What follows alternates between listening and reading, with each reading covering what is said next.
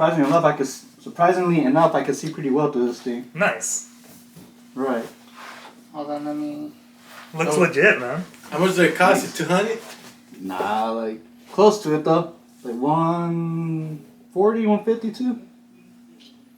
Nice. It's a replica, so it's pretty close to the original. I wasted $500 on a Jessica Alba statue. The statue? Yeah. Of who? Jessica Alba. Of who? Jessica Alba? Yeah. Oh. Dang. Very life-size. That wasn't a statue, it was a sex doll. Oh, that makes more sense. That's a real investment there. Of Jessica Alba? Yes.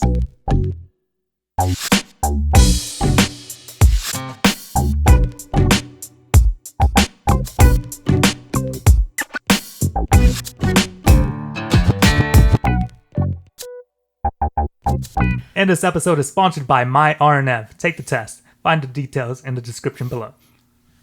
And welcome to another episode of the Yellow City Kids podcast. I am your host, Hernando Ramirez, and I am joined to my left, Mr. Patrick Rivers himself. Yes. We're here.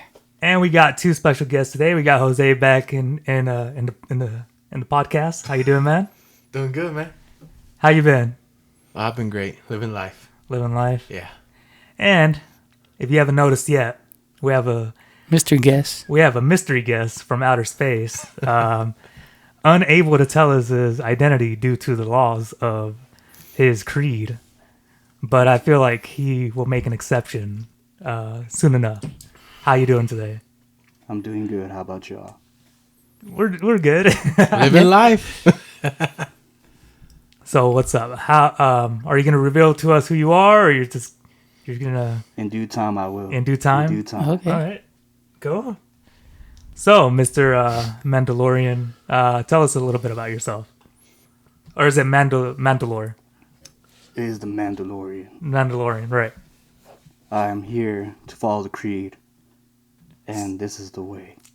Oh, I was right. It is a creed. Okay. Yes, you got it right. Well, welcome to the show, man. Appreciate you coming on. Appreciate the long travel. the long travel coming over here. Yes.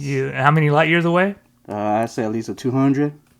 Dang. So, good 20-minute trip. Good traffic, yeah. Traffic. It's a little bit snowy out there, but it is a nice day. Tell us a little bit about space that most of us don't know about. It is pretty big, pretty wide, very dark, and pretty sexy, apparently. Oh. Sexy. Wasn't expecting that word. I'm telling you, man, when you see Saturn, you got to put a ring on it. When you get lonely in space, things Things make Jabba look good. Yeah. Oh God. Jabba? We don't speak about Jabba, man. Jabba's a whole different level. Is Jabba in the story? Yes. Okay. He has a little bit of issues, though. Is there a young Jabba? The young Jabba, man. That guy's crazy. College days? Oh, let me tell you. He loves hanging out with those Jawas and those Ewoks. And it's a party. It's a real party with some Schlafska. Sometimes makes me want to remove my helmet every now and then. But I can't. Oh, okay. Thought that was a segue. It's tempting. It's tempting. Is there any way, just so that way we can have better audio, that you, is there anything that I can do to help you remove that helmet, or is there anything we can say? We can blur your face? If you have the right sword, I might be able to remove my helmet. Oh, okay. It's right behind you, Jose. Do you have Dark Saber? Which one? The Knights are in. Which one? Is it that one? There it is. There it is.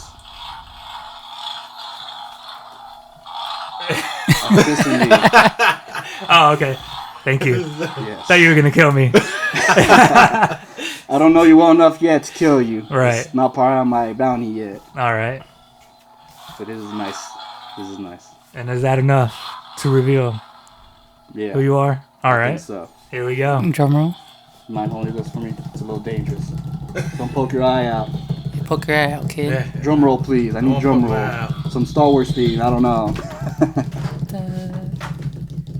Da, da, da, da, da, da.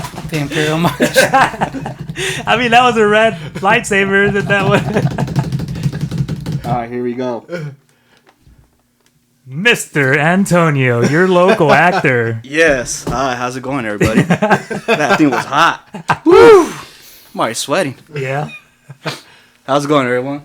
going good, man. Welcome to the podcast. Thank you. Let me just put my hat on. Go for it. Go ahead and All right. Take a little Now I can actually talk and Yeah. see.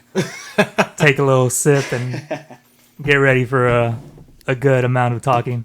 Cheers. Thank you, everyone, for inviting me. This is a great day. Cheers. Snow, man, out of nowhere. Yeah. And then the freaking sun's out. Yeah, gotta love Texas. That's a panhandle for you. Is that the last of it? Is this the last of the snow? Are we good to You go? can never say You it's can the have- last yeah. of it. You just True. know how it is out Yeah, here. true. One day it's hot, next day it's cold. Yeah. It I've just seen is. snow in April. It Yeah. happens. It Oh happens. yeah, you're right. It feels like the seasons are like kind of moving. Yeah, they're moving. So what used to be summer, which would have been June, July, and say winter. Winter used to be November, December, January. Now it's February, March, and April, or you know what I mean? Or yeah. it seems like the snow comes around those times Yeah. instead of Yeah. December when it should. Usually it stops after February. February's like the last month of winter, and then we get the nice weather. There was one time we did get snow in June. That was weird as heck. I thought the world's gonna end. It's a government weather machine.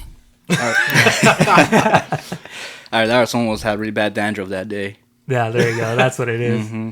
Are you into conspiracy theories at all? Always, man. Oh, Always. shoot. What's your favorite? My favorite? Good question. I would say probably one of the Apollo missions back in the day. Okay. Not after, was it Apollo 18 was the last one they did? Apparently there was some secret missions they did back after that. And I seen some footage about some reconnaissance, what are they called? Reconnaissance probes, whatever. They're just orbiting around the moon. And there's some that they found some kind of like really ancient spaceship like crash landed there. Oh, There's footage out there on YouTube. is that a? It's a Decepticon. Yeah, Yeah, that's probably where they got the Transformers story from. Yeah, that's. I was about to say. Yeah. Yes. What Apollo was it? Now that I think. 13? Nah. No, that's the one that burned, right? It's a, man, that's morbid.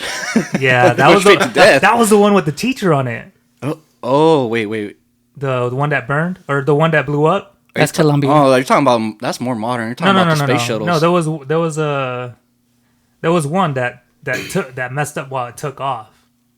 Oh, okay. There was a teacher. in Challenger. it. But that was a Yeah. space shuttle. It wasn't. That's from the 80s, 90s. We're talking about like 60s, 70s. Okay, I thought it was Yeah. one of the Apollos that did that too. But I'm sure there was. no, some it that is did. Challenger. I think you're right. It is. Yeah. It was Challenger. Yeah, Challenger was the one that blew up in the sky. Okay, Well, yeah. and then Columbia. Columbia was the other Yeah, one. Columbia was the one with the guy from Amarillo that passed away. He was actually the Oh, pilot. that's right. That's why they have right. the The Rick Husband airport, Airport as his, Yeah. remembrance. That's right. That's Yeah. All because of styrofoam Basically. Yeah, and right. engineers and Yeah. wanting to keep shit on time. So apparently, what happened is they knew it was messed up. I think that's what they said. They knew there was a fault, but they went with it anyways because they didn't think it was going to be that big of a deal. Well, I heard it was more like, I guess after they left Earth, some of the tiles fell off, and they couldn't repair it in space because they didn't have no backups, and I guess they kind of like blew it off or did some kind of like maybe put duct tape on it, they didn't do it, Yeah. and when it's going back into the Earth, and they compromised and just shattered it up. Wow. It's a crazy way to go, though. Dude, that's wild. And they were. I mean, I think we could see it in the sky, right? Yeah, because they were broadcasting it returning, right? And it's just- Yeah, usually they land in Florida, so any people on that side probably saw the whole thing coming down. We probably wouldn't see it from our side. Oh man, I dude. heard the sonic boom. Yeah, they probably heard it. It's crazy though. Well, we started on a very warm. To be honest with you, I actually wanted to be an astronaut when I was younger. That was my first dream. That was my first career dream, aspiration thing. I've heard the chances of becoming an astronaut Are astronomical. Literally, yes, they Yeah, are. They're that. very astronomical. You have to go through like, well, I don't know how it is nowadays because they don't really have much astronauts. We don't even have a space program anymore. But SpaceX.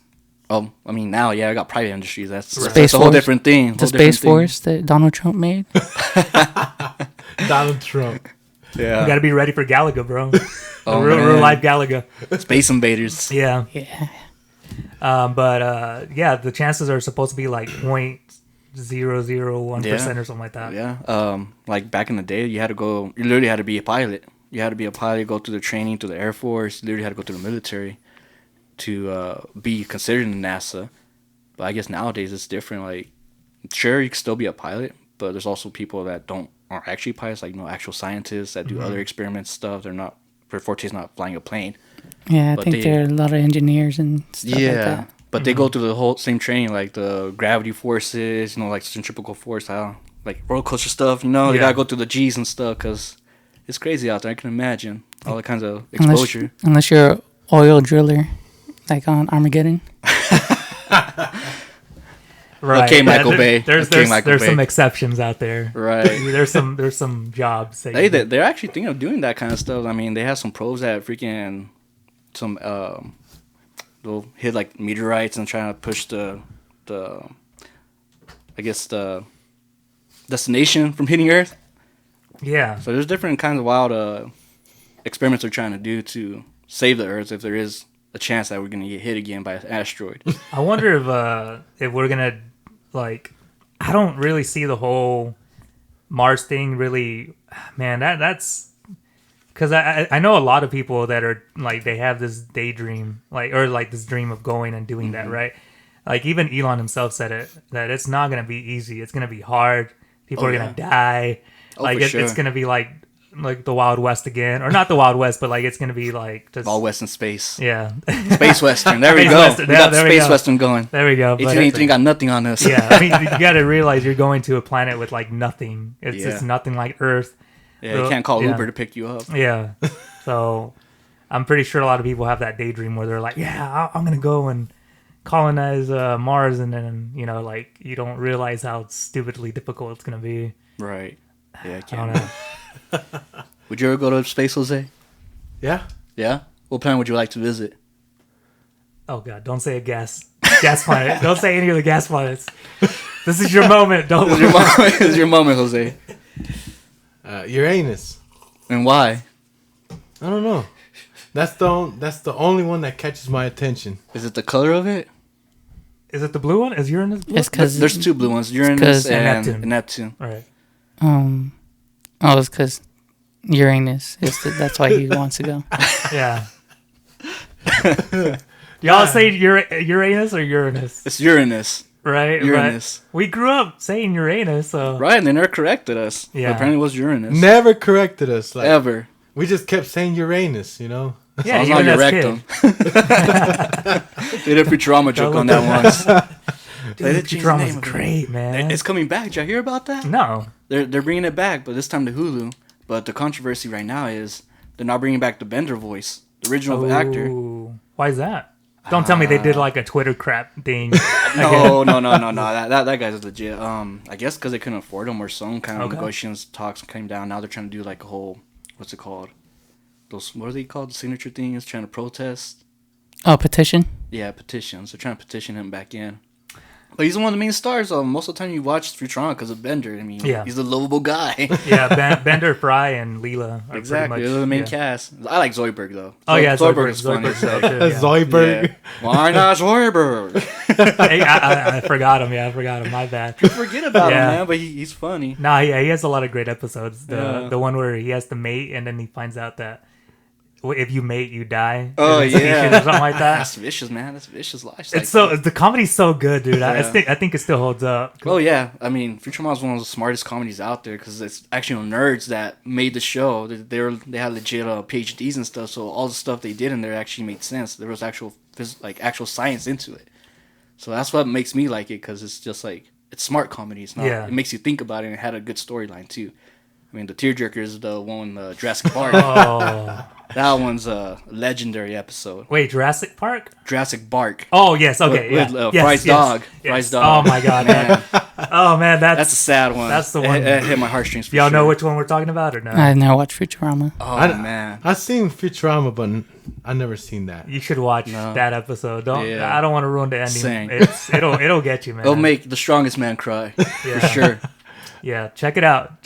Jurassic Bark, right? Yes. Jurassic okay. Park's the Jurassic Bark is the episode. Episode. Check it out. It'll get you. Even if you don't have the time, just look up Jurassic Bark ending, Okay. and you'll see what's If you ever had a pet, you'll probably Yeah. relate to it. especially if you love your pets, man. Oh. That one will get you. I have a husky, and I love my pet.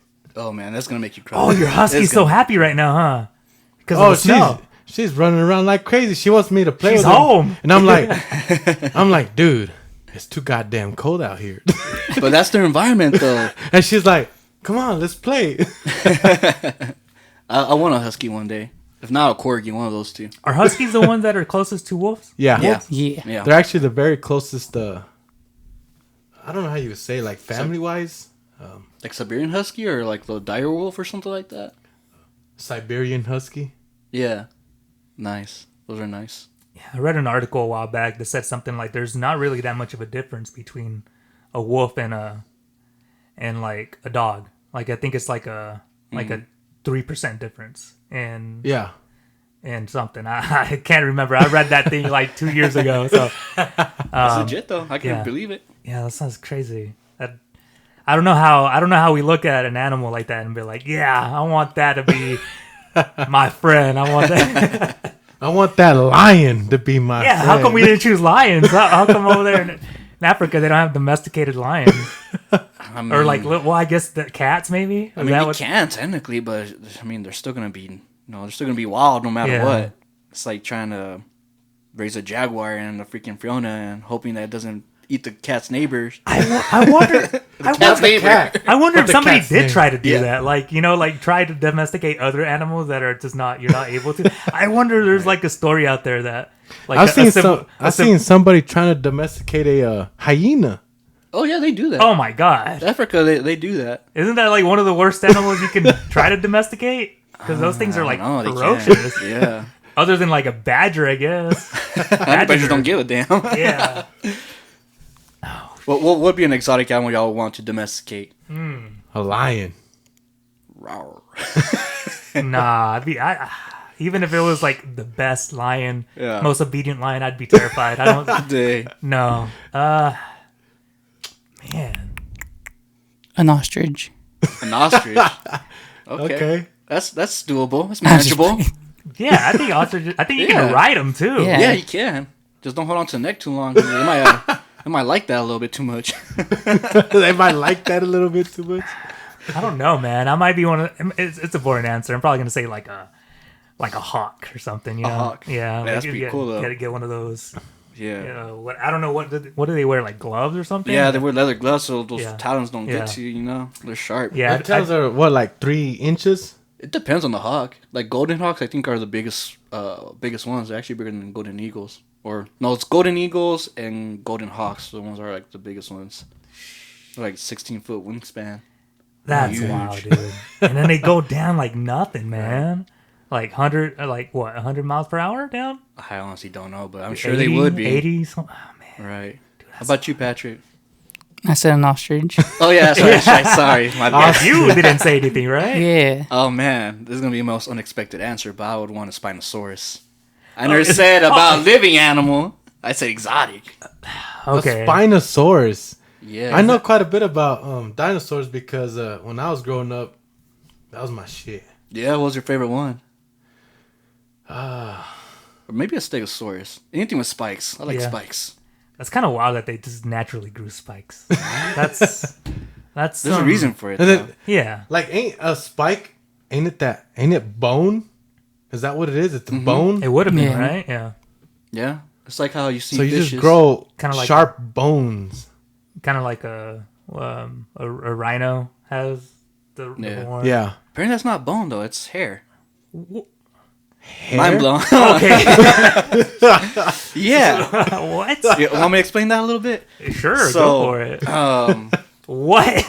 Yeah, it's the same material that your nails are made out of. Okay. Nails and hair. But it's not real. It's not really like a horn. It's just like a mass of like thick material, kind of like almost like nails, but it's really closer to the hair than it is to nails for some reason. Okay. So I don't know the whole science behind it, but apparently I found that out the other day because I was watching a video about some poachers trying to save. I was Not about to poachers, say, but yeah. like natural reservists trying to save Okay. rhinos from all that stuff. And they're saying, yeah, it's not actually really a horn. It's actually more like nails. They don't really feel a thing when they cut the horns off, but poachers will kill them just to get the horns. It's sad. I mean, that's one of my favorite animals. Yeah. And I mean, sadly enough, there's only so many of them around. And, it's kind of cool, though, still see them around, but not that many left. I heard there was a certain species that became of rhino that became extinct like a year or two ago, A lot of them did. The white rhino? That was my favorite one. that It's already the one? extinct. Yeah. and it's Yeah. extinct now. Yeah. That's crazy, man. Yeah. So damn, no more white rhinos, bro. That's No it. white rhinos. That's it. The last one died in captivity somewhere in Oklahoma, I think, or close by, somewhere here in the United States. They try to have programs for them to mate, but Yeah. apparently they're having problems because a lot of animals in captivity are very stressed and they don't really have the motivation to get down and dirty. Yeah. I mean, They have hey, some issues with pandas. I love looking at animals and stuff like that. Yeah. Zoos. Yeah, But a lot of those wild animals, they're wild. You're Yeah. not supposed Yeah. to keep them in captivity. exactly. That's why those safaris are pretty cool. I've Yeah. heard safaris are pretty dope. Like, Unless you're stupid and get out of the car. yeah. There's Well, been a lot of people that died from that stuff. no, I'm not getting that. I'm not getting that. I've seen those where the cat jumps into the bus and they're just like, oh shit, oh shit, oh shit. I'll probably crap my pants. I'm not Take gonna lie. her. Take her. Like, I'd still be scared with the ones on the cages where they jump Yeah. on top of the cage Right, and yeah. just I'd get like a super reinforced Right. car. I'd be like, At least carry a taser with you or something. Yeah. Something to protect yourself that won't really damage the animal, but still gives you a chance to run off. Maybe pepper spray. I don't know if that works. I would do a safari. I Right. think that'd be pretty dope to see like a cheetah like just right up above you, like, oh, that Right. thing could just eat us all right now. So do you think wild animals are always hungry? Oh no. No, I think they always. eat like really rarely. We're talking about, you're saying wild animals, right? Wild? Wild, like I'm talking about like carnivore animals. Like, I don't do you think, think they're always hungry? I don't think so. I mean, some of them might probably eat more than they should to bring back to their prides, because some of them will carry more meat around with them, or some of them probably eat like twice as much to produce more milk for their kids or whatever, pups. that's one of the crazier things that happened recently. At was it? I forgot what animal it was, but they're known for hunting alone, but now they started hunting as a pack, and I think it was lions or wolves. I'm not sure. I thought they always lions hunting did in in the packs. packs. No, The like females. Well, Lions. lions don't actually do the work. The lioness. Yeah, the lioness. ones that, Yeah, something like lions that. lazy as hell. Yeah. they make the women do the work. I heard something like they changed the way that they do it. I don't know how. I don't know exactly. Like, It could be. I mean, Yeah. they all had to adapt at some point. which is kind of It's all evolution, man. You got a Kinda male wild. lion, and then it goes to a different pride. He kills all the baby lions. Yeah. And makes his own pride. oh, they have to yeah. Yeah, That's trying right. to. These are my kicks, kids. or he kicks them out, right? That's kind of They usually eat them up. that's Oh, kind of they usually crazy will, though. you know. You got the little babies, boom, they're gone. Yeah. Yeah, I mean, if it's not from the same daddy, that's competition for them. They're gonna eat them up. They're gonna eat them up or kill them or do something with them. I mean, even just modern cats, like just house cats, will do the same thing. Yeah, dude. That was a problem in my neighborhood. We had a bunch of cats, and I remember I'd be like, I'd see a bunch of kittens, and then, oh, wait, where'd they all go? All of them. Like, Some are missing limbs. yeah. Yeah, my mom had some cats too, and some of the siblings were trying to eat up the other babies. Like some of them were missing legs and stuff. Like, man, these cats are brutal. Cats are assholes, man. You don't. Well, I guess dogs kind of do the same thing, but not as bad as cats do. No, but dogs can be trained. Dogs can't be trained, but cats, even if they are trained, they still don't give a damn. They'll eat their kind. They'll eat their babies, or I mean, the siblings will eat the kids. Is that just something in the Is that gene that they share with the lions that they eat Yeah, there? it's a survival Is instinct. that what it is? Yeah, it's a survival instinct. It's just part of their nature. Well, speaking of animals, I don't know how high tech scientists are right now, but do you think at least one dinosaur can be remade? Yes. From a chicken. Oh, Yeah, he's right. They done some reverse engineering. Chicken where, and frogs? oh, that's Jurassic Park levels there.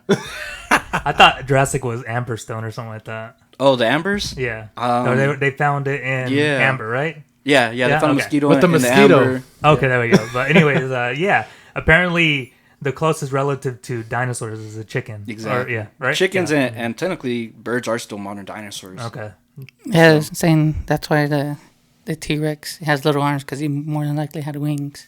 Yeah, they're saying they had feathers instead of scales. Oh, yeah, yeah. I so remember. they were dragons. They weren't really. Dude, imagine, the T-Rex is already scary enough, and now it has wings. Now it flies. Hey, what's Hey, crazy? The next thing is gonna blowing out fire like freaking Charizard or something. Tyrannosaurus Rex has the strongest bite force of any dinosaur alive. Yes, they do. So, like you said, Yeah. if they have wings, extra stuff that'll make them even more stronger, that's what's scary. What was the dinosaur that was bigger than the T-Rex? Bigger? Yeah, there was one that was taller than it. There's a few. I mean, some saying Spinosaurus was a little Yeah, bit taller. Spinosaurus. The one with the long neck? No. It was supposed to be. Was it Predator? There's Gigantosaurus. Or the Predator too? Yeah, but the T-Rex was still scarier because Yeah. of its jaw strength. Yeah, T-Rex wasn't the biggest like size wise, Yeah. but it was the strongest for sure Yeah. when it comes to the bite force and Yeah. like Spinosaurus was a lot bigger than the T-Rex, but the bite force to the Spinosaurus was weak because that dinosaur is more of a It's more of a fisher. fish runner. Yeah, because like a crocodile, it had a snout. It didn't really have a jaw, Oh, gotcha. so it's limited on how much things it could put in its Yeah. mouth. So it's like basically a giant walking crocodile with a Oh, spine. aren't crocodiles also modern dinosaurs or something yeah. like that? Yeah. Oh Yeah. yeah. They haven't evolved in fucking millenniums, man. They saw evolution. They're like, nah, fam, we're good. like apparently sharks and crocodiles and alligators are the ones that have really changed much. Damn, dude. It's crazy Because they're already at the peak of Yeah, their- they're already. I guess that's how they all gonna be forever. You know, the megalodon is just a gigantic great shark, white shark. Yeah. It's like Jaws on steroids. I was a fan of the Velociraptors Oh, opposed those to are the dope. T-Rex. Just like they're just like a T-Rex, but they're faster. Now that'd be hard when a domesticate. 50 to 60 miles. Yeah. 60 miles whenever they're hungry. That's a cheetah right there. It's a cheetah with freaking claws. That's ridiculous to even like fathom how fast that is. Like a breathing animal moving that quickly. Like that's like God damn, naturally. that's fast yeah, as fuck. Like, you're driving and it's passing you, bro. Oh yeah, have you seen those videos? That guy on the motorcycle and the cheetah. He looks back and the cheetah's chasing him. Oh my god. Whoa. Almost Oh. caught up Scary. to him or what? I don't remember how it ended, but like he's driving on more and you see the cheetah. Oh shit! Like, what do you do? Why would you be out there in the first place on a bike? Yeah, That's the first mistake you want to make. it's a wild world over there, man. Yeah, for sure. Yeah, because even those wild animals, even if they're not hungry, I still think they kill, like, no matter what. Oh, is that what you were going with? Oh, It was okay.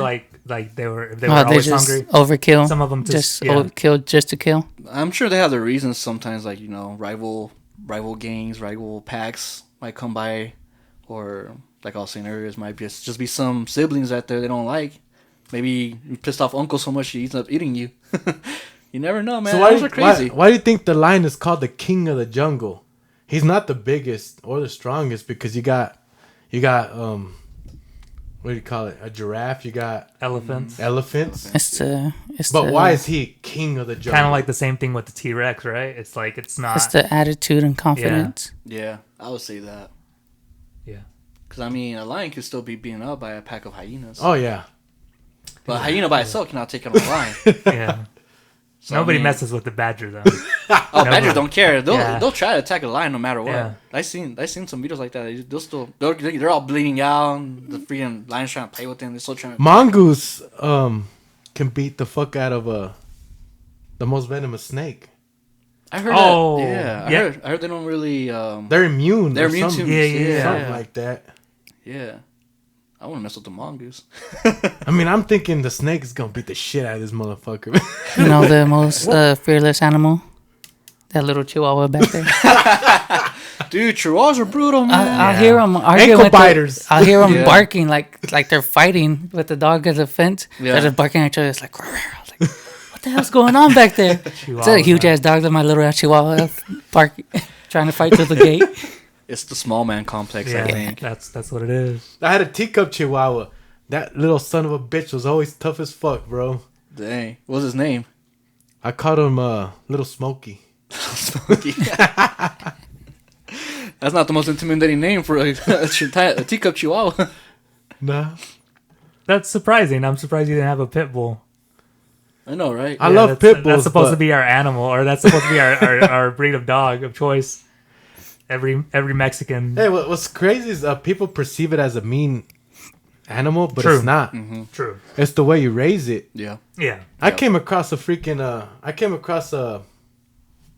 bull.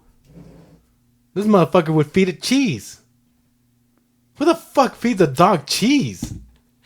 I think you're asking for like a very farty dog. So you gotta start doing that crap. This motherfucker was like, take care of my dog, man. I'm gonna go to California. I was living in Vegas at the time. Yeah, dude. How long, man? About a week. Yeah. I wasn't scared of it because this motherfucker literally said, yeah, man, I feed it cheese. But what kind of cheese? Any kind of cheese? Any kind of cheese, but who the fuck feeds a dog cheese? Yeah, dude. That's it. Like Nothing no else? regular food, no No kibbles. substance? Well, I swear to fucking shit, dude. This dog is all fucked up, man. Like, Yeah. so I decided to take this dog out for a walk. Yeah. They couldn't even walk. Bro, that motherfucker was dying. And I'm like, Yeah, I was like- imagine so. We'll just bring like... Poor thing. I was like, It somebody, hasn't had water its whole life, bro. It's just been living off of cheese. some dude randomly comes up to me in the Las Vegas park and he's like, do you fight? I was like, what the fuck you talking about, man? Your dog, bro. You got a pit bull. Nah, dude, I don't fight. This ain't even my dog, bro. I'm just walking it. I'll pay you $1,000, man, if you fight this dog. Dude, it's not even my fucking dog. And plus, this dog ain't shit. He's living on cheese, motherfucker. I was gonna call him Avita. Avita, get over here. This motherfucker ain't gonna do nothing because he's living on goddamn cheese. Not even the good cheese. That's The government cheese. Government cheese. Stays hard all year. So I was like, nah, dude, I'm good, man. I'm just walking my dog. Bro, not even like fucking 10 minutes in, man. This fucking dog's dying. Dang. I'm like, man, what the fuck is wrong with this dog? Breathing hard. I got scared. Like, fuck, dude, something's wrong with this dog. Damn. It just stopped completely. It couldn't walk. It just fucking planted. It stayed there breathing hard. And I'm like, man, dude, what am I going to do? I'm fucking scared, bro. Like, this ain't even my dog, bro. What the hell am I going to do? So I got a question with that. So whenever the dog poops, is it string cheese? String cheese. There's got to be a reason. Why the? Out of everything, what the hell? Cheese? That doesn't have any nutrition. I don't think it does. No. There's like 0.5 grams of protein. What the fuck, bro? Yeah. Dogs need protein. Yeah, that dog. Poor thing, man. So I wasn't even scared of it. Like, I had a dog that was mixed pit bull and Rottweiler. That motherfucker was mean. Mm-hmm. But he liked me a lot because I connected with that dog. And Yeah. Dog. he was a like that. big motherfucker, bro. His fucking head was massive. And when he'd growl, it kind of sounded like a lion at the beginning of his growl. So I want to know more about this cheese dog. He's still stuck on the cheese. Get him on the cast. What happened? I get that dog on the cast, bro. No, that motherfucker's dead. Yeah, I'm Dang. pretty sure, bro. Well, I killed him. What? Dang. Not on purpose. Oh, okay. Oh, Yeah. okay, that was like, Don't hold take, up, don't what? take that out of context, Twitter. Don't ruin this man's life. I didn't kill him on purpose. Like I said, I was walking him. Yeah. I just like, let me walk the dog, and everything. And that dude told me what he told me about fighting the dog. I was like, nah, I'm good, bro. So I'm walking him, bro. Like 15 minutes in, that dog's fucking dying. Boom, he can't even fucking walk no more. Like, he's just fucking breathing hard, bro. And I felt like his chest and everything, and his fucking heart's beating fast. What the fuck is wrong with this dog? Yeah. Dang, so he just died right there on the spot? Nah, like, he was still breathing and everything, but Yeah. I'm just thinking, maybe he just needs water or something, you know? So Yeah, I think he does need water. I really do think he does. I had At least somebody, give him some bread, something. Yeah, man. Something I had else. some- Some Somebody- ham, bro. a guy helped me, and he had a truck. He's like, dude, I help you out.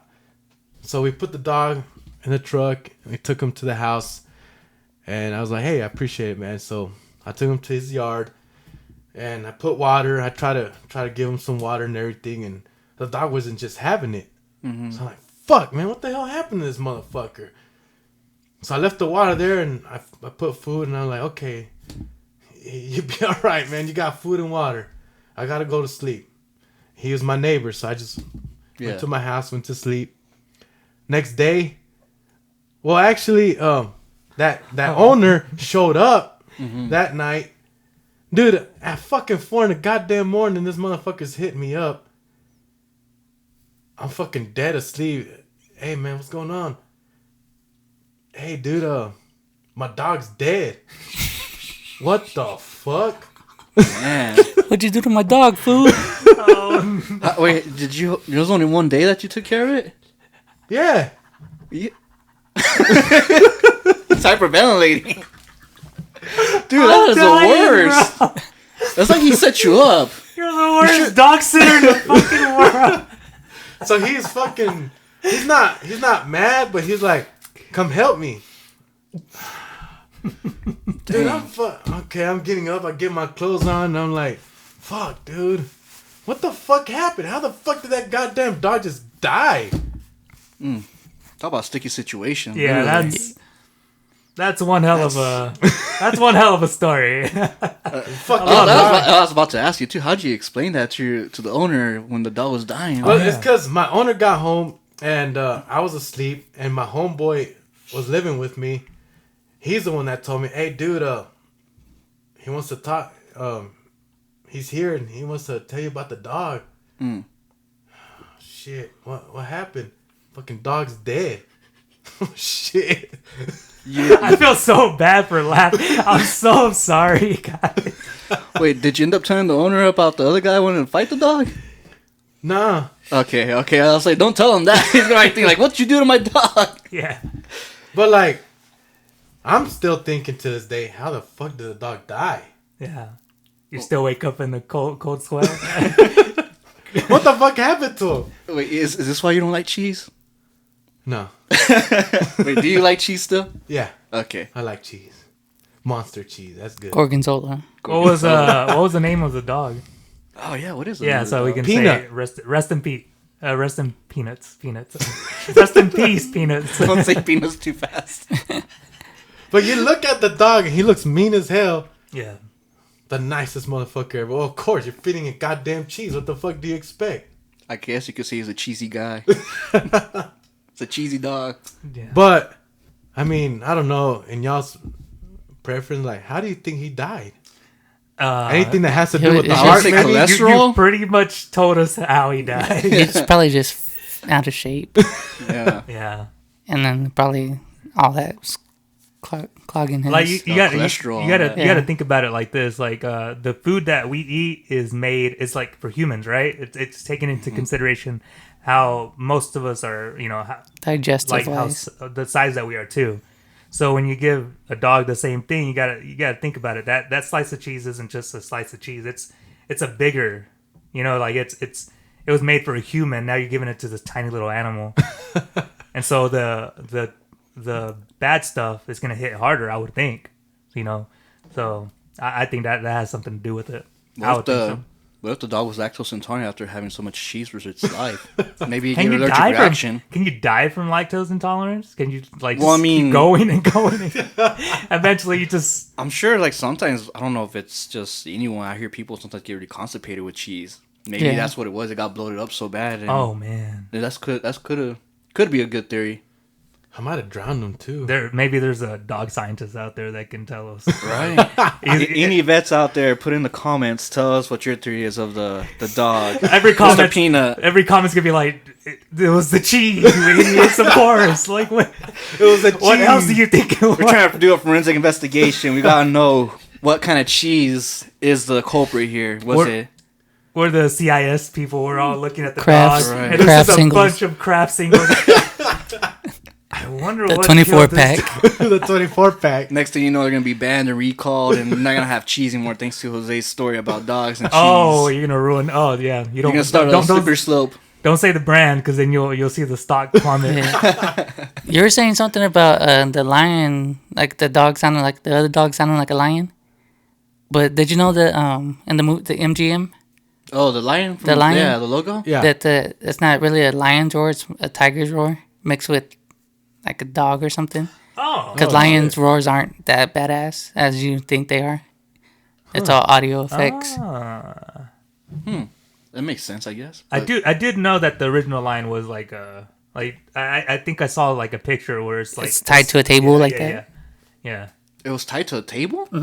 That's weird. That's kinky. Who ties a tiger to a table? God damn. I was gonna say bad, but okay, kinky's the word. But I mean, how do you tie a tiger to a table unless you're gonna spread its legs? You know what I mean? Yeah, I don't know how else you could tie a a tiger lion. Yeah, or lion, whatever it is. it doesn't make it any better. It doesn't. Peter, Probably- don't judge good. us on this. Oh We didn't yeah, do it. We Peter's didn't do probably it. losing their shit. Right? Peter's like, let's cancel this man. Cancel MGM now. Yeah. What else can they get? What other mascots are there? Live animal or No, I guess I don't know. Like we were talking about MGM. Did Sod poodles. I was just trying to go towards more the movie direction Oh, too. okay, gotcha. Right? Yeah. Oh yeah, because you guys are both actors. Yeah. Yeah, he's trying. Yeah. Nice. Lions Gates. Nice. Right? Yeah. Lions Technically, Gate. but they don't MGM. have a lion in it.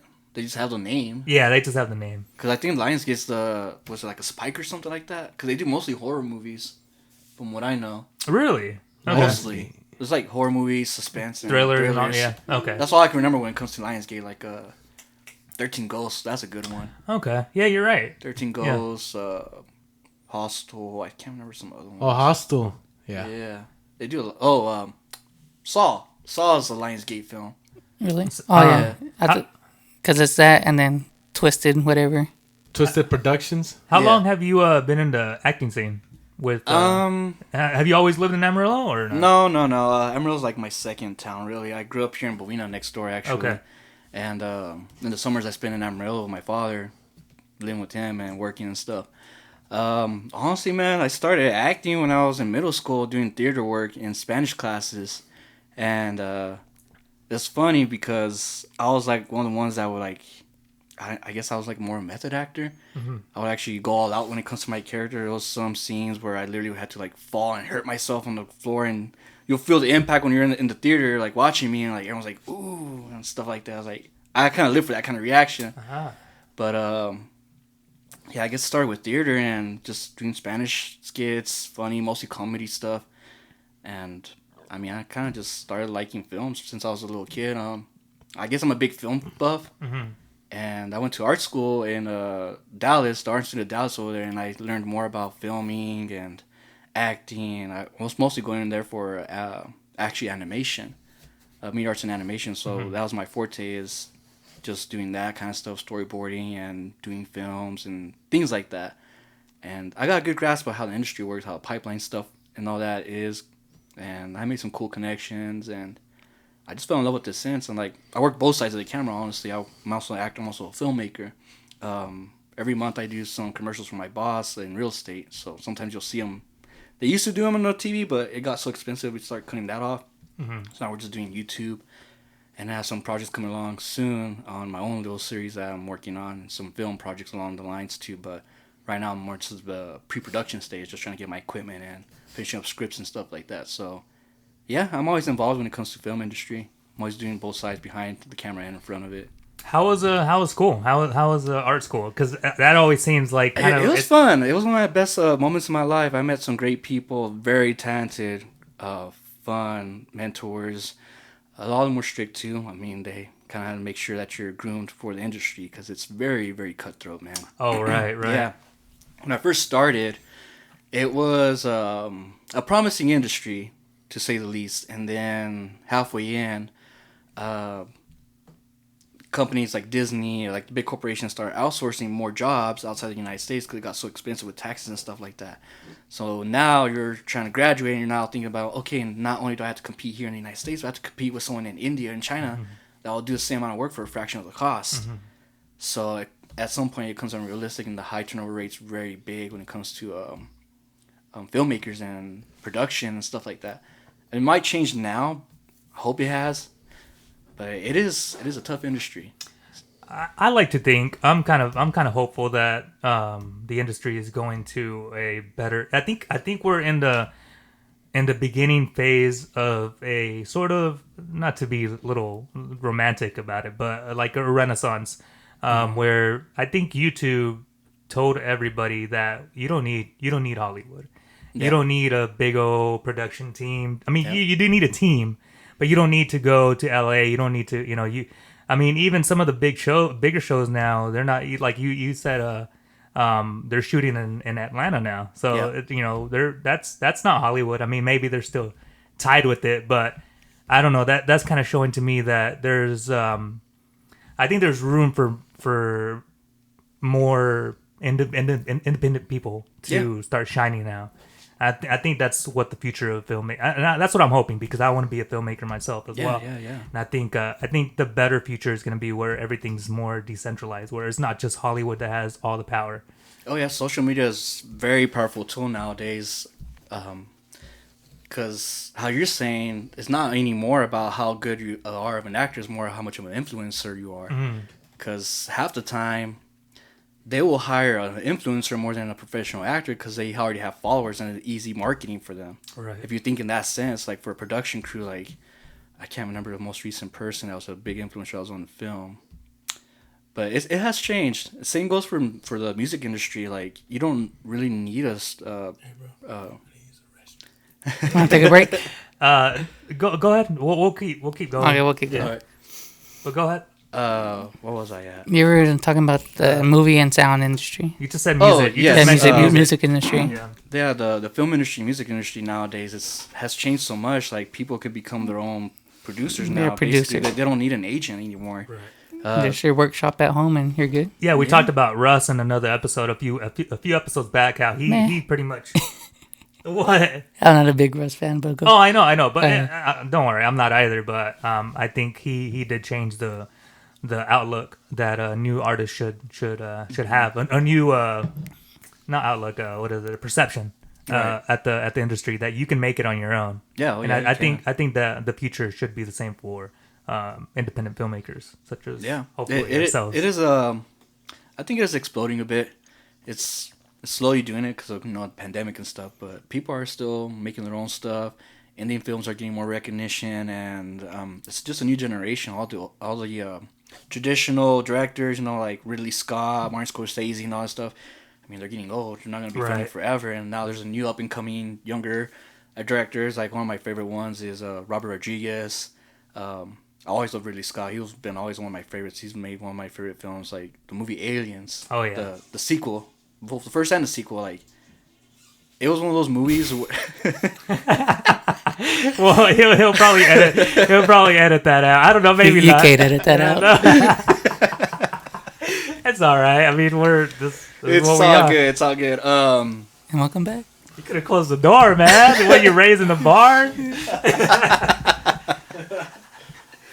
This is gonna be a blooper reel. Nah, we're gonna leave it Nah, on. we leave it. We leave. We do it live. You know how hard headed he is. Fuck all We're that. doing it live. We're doing it live. Yeah. But I was saying, shoot, I lost my spot there. Yeah, directors Rodriguez and Oh yeah. Aliens too. Ridley Scott. Yes. So it's a funny story because I was a really young kid when I first saw the movie Aliens, and it traumatized me.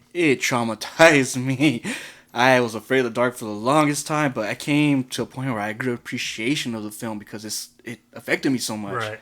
Like it was kind of like a love-hate thing, and like after I grew up more, I just started getting more into the movie. Like, why did it freak me out? And then like, this creature is a great design. Like the film production was great, the sound, all of it was like, it was a masterpiece. Yeah. Even though technically, what's his name directed it, it wasn't really Scott.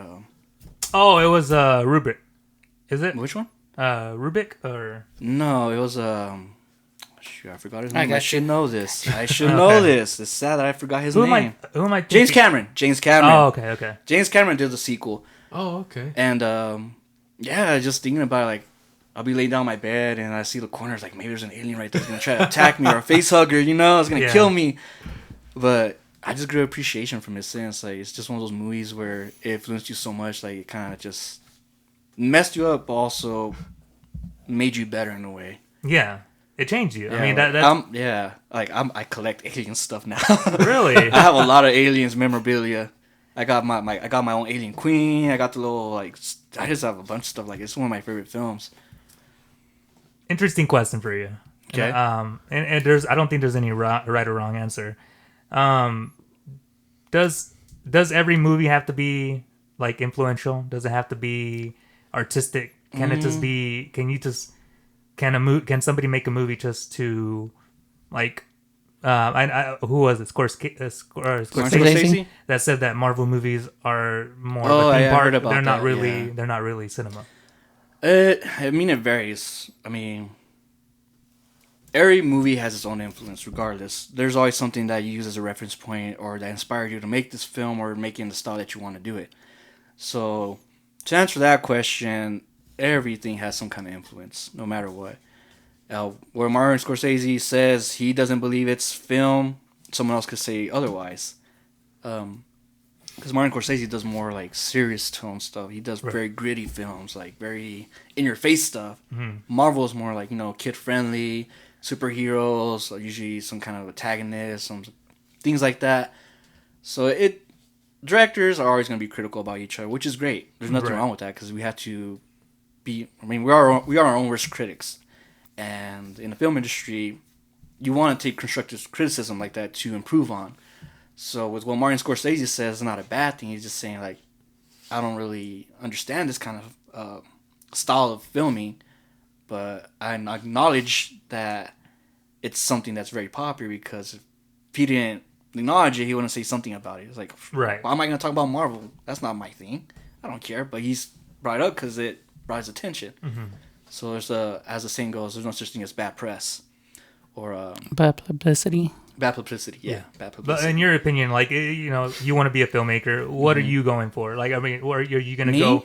Are you going to try to make something that's going to change, like that's going to define a generation? Or are you just trying to make, like what's your ideal film to make?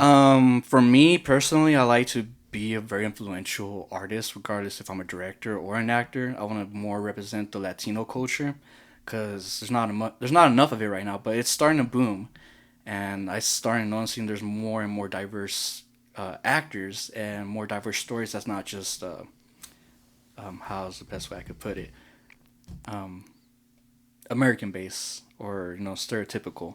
Now there's more. Oh, like that guy who always plays like most Mexicans plays. Exactly. Let's play like a cholo or a bad guy or a druggie or something like that. Like, there's more to us than that. Like, Netflix has been picking up a lot of more Latino actors. One of my favorite films I've seen recently was based upon a famous Mexican musician, Pedro Infante, if y'all know who he is. He was the original. You know who Vicente Fernandez is, right? Most people know who he is. So the original influencer for Vicente Fernandez was Pedro Infante. He was the one that started that whole kind of genre of music and that style. And any people that sing that sort of similar terms always come back to Pedro. Okay. And one of the most recent films is called Como Cayó del Cielo. And it's a great movie. And it's very heartwarming. It's not like a typical Mexican film where it's like a novela. I mean, it's in that template kind of style, but it's more trying to think of the right word. Just inspiring, I guess. Uplifting. Yeah, it's uplifting. It's heartwarming. It's a great story. It's not just it has layers. It has layers because it's actually based on a real person, and makes you sometimes kind of research like, oh, cool. So I didn't know this guy was real. This is actually an actual person. You want to look up their music and what their life was like. Like Cantinflas did a movie about Cantinflas a while back, and I was actually proud about that. Like, man, Hollywood actually is paying attention to the Mexican artists from back in the days, from 40s and 50s and 60s. Like, Shit, Cantinflas is a legend, man. Dude, Exactly. there's a lot of Exactly. stories about the guy. The dude was a beast. Like I Yeah. didn't know he spoke like he spoke English. He grew up or Yeah. he was in the States for a good bit, right, or something like that. He was actually in Around the World in 80 Days, original film. He was in that. Oh man. Yeah. Oh, I didn't even see. See, that's what I'm saying. There's Like, a story things like of the that, dude. you look Yeah. up. Yeah. I mean, heck, most people don't even know Marilyn Monroe's actually half Latina. Nope. Oh yeah, my she's God. actually half Mexican. This dude's like the biggest Maryland fan. And You didn't know did you that, know man? that? Yeah, she actually used to hang out in Juarez all the time with what's his name, Johnny Cash and all them, and Frank JFK. Sinatra, and JFK. JFK, JFK. bro. I mean, back in the day, Juarez was the place to go to sometimes, like, it's a border town. Like, not just Tijuana, it was Juarez Yeah. too. I found out a couple months back, like, what?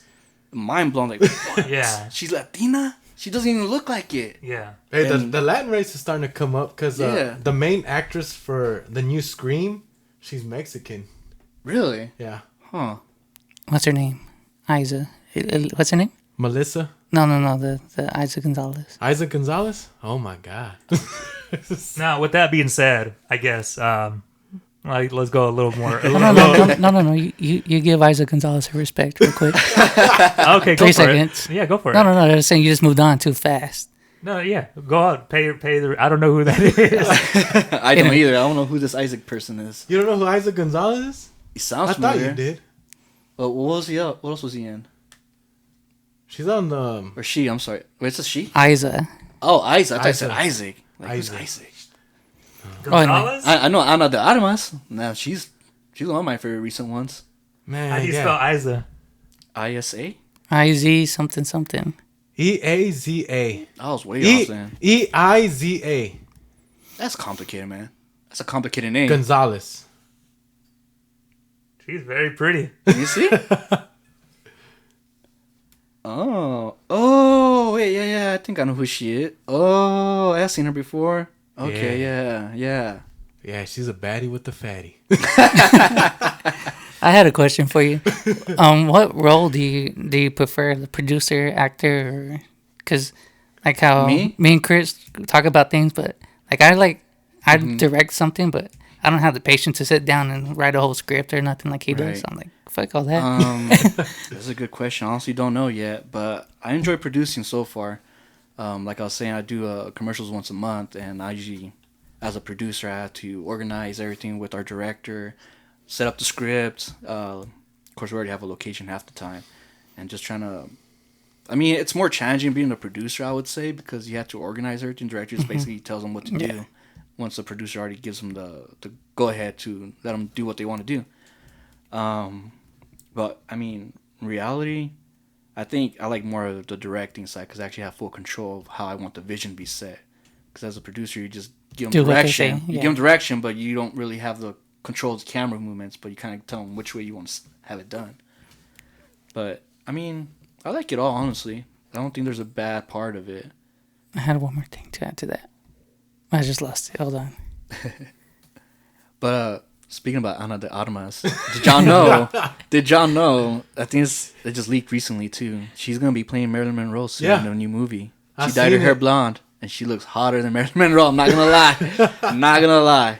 What's the movie gonna be? Or I think it's called Blonde. Blonde? Okay. Yeah, and she wasn't a natural blonde either. That's the funny thing. Yeah, I know a little bit about that. And Yeah. Are they gonna get into the whole like That's what I'm wondering. that she, because her previous marriage was with a plastic surgeon, right? That's Who, Marilyn Monroe? yeah. They had plastic surgeons back in the day. Yeah, I think I didn't so. know that. I think that's what happened with her. Like she Huh. she got all fixed up.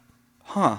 I don't know, Yeah. honestly. I thought you think I could be saying some lies, but I don't know. I his thought first that's what her nose. story was. I know she had a previous marriage. I know that for sure, Right, 100%. yeah. And then she got famous, and then she ditched the dude, and then started having a I good don't know, old I'm gonna have to time. look into that now. A good old A time. good old time. Man, I wish I had a good old time with her.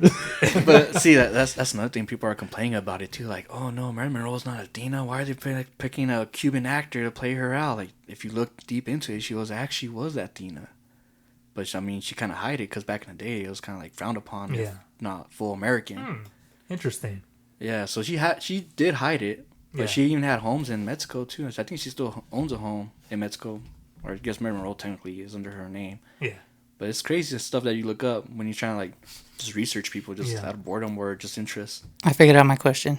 What was the question? It was do you put, because being independent or something small, like say if we were to start something, Yeah. would you, how to say, like raise the money to buy, or would you like yourself take on, oh, I'm going to learn how to video edit, I'm going to learn how to do sound, I'm going to learn to do this to save costs on money? Or do you just like, I know we don't have it, but we're going to need to get the money to outsource this and this to make the quality better? I think I understand your question. Because like you can't learn it all, but that's Right, what I'm saying. yeah, Or if yeah, you do it, you don't You have don't the have time. so much time to do Yeah. it all. Yeah, yeah. The way I approach it is, I always just try to over prepare, if that makes sense. So, if I know I'm gonna make a film and I need X amount of money or X amount of equipment to make it happen, or X amount of actors, I always start there, just figuring out, okay, what actual things do I have to work with? Make sure first, like, who do I have that's on board to help me out, and what equipment I have to work around the budget constraints. So sometimes you want to create a big story, but with your budget, you don't know if you could do it all. I mean, you want to make a freaking big ass explosion, you don't have the funds for that. Sometimes you could just CG in that or find somebody that could do it. Other times you kind of just gotta be realistic. Okay, I gotta bring the story back to reality, like ground it down more. I gotta work with my constraints and see how I can build the story from what I'm limited with. But still, I would say the most important thing is what you're trying to convey when it be the story itself. Because the equipment is great and all, but you could film anything with just a phone. So it just depends how motivated you are, and how motivated you are with your crew. Because honestly, I don't have like a red camera or anything like that. I just have my phone. I work with that, and my boss has good connections where I'm able to help or get actual directors come with us. And I'm always networking, trying to work with other filmmakers, and just it's a community. Right. And the great thing about it right now is Amarillo is actually picking up steam when it comes to film industry. I'm not sure if y'all know about Sharper and Iron Studios. Yeah, I think Joseph mentioned it, right? Yeah. No, Jose told us about it too. Yeah. Yeah, it's a brand new company. Sean Doherty, which is a famous actor, he is heavily invested in it, and they're trying to kind of center Amarillo for more film industries to come out here. Right now, the closest place would be Albuquerque, because it's been there for a while. Like Breaking Bad kind of broke the scene out for them, and now they're trying to do something similar like that in Amarillo, because it's literally in the center of the whole country.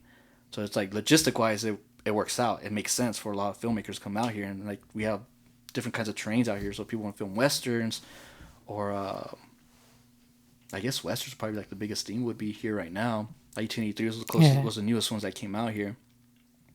But right now we're in the prime moment to network and be able to talk to people to get us gigs or help create content.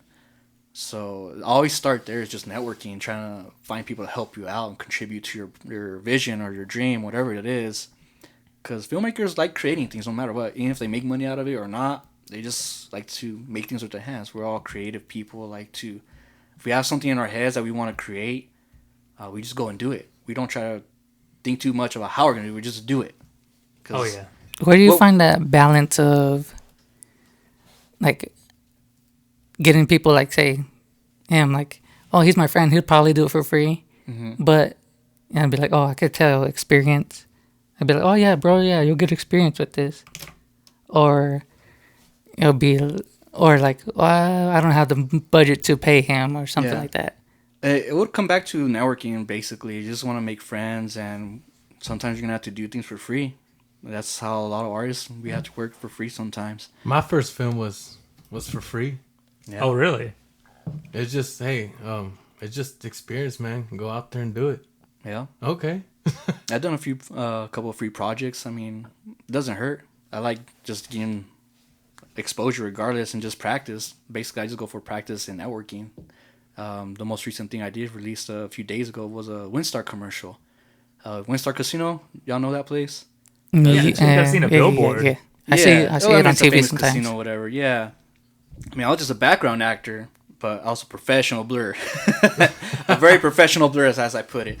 It was fun. I actually met people from Amarillo that were out there. It was a small world. It was crazy. But yeah, it's just all about just talking to people, and they might know somebody, their friend might know somebody that knows somebody.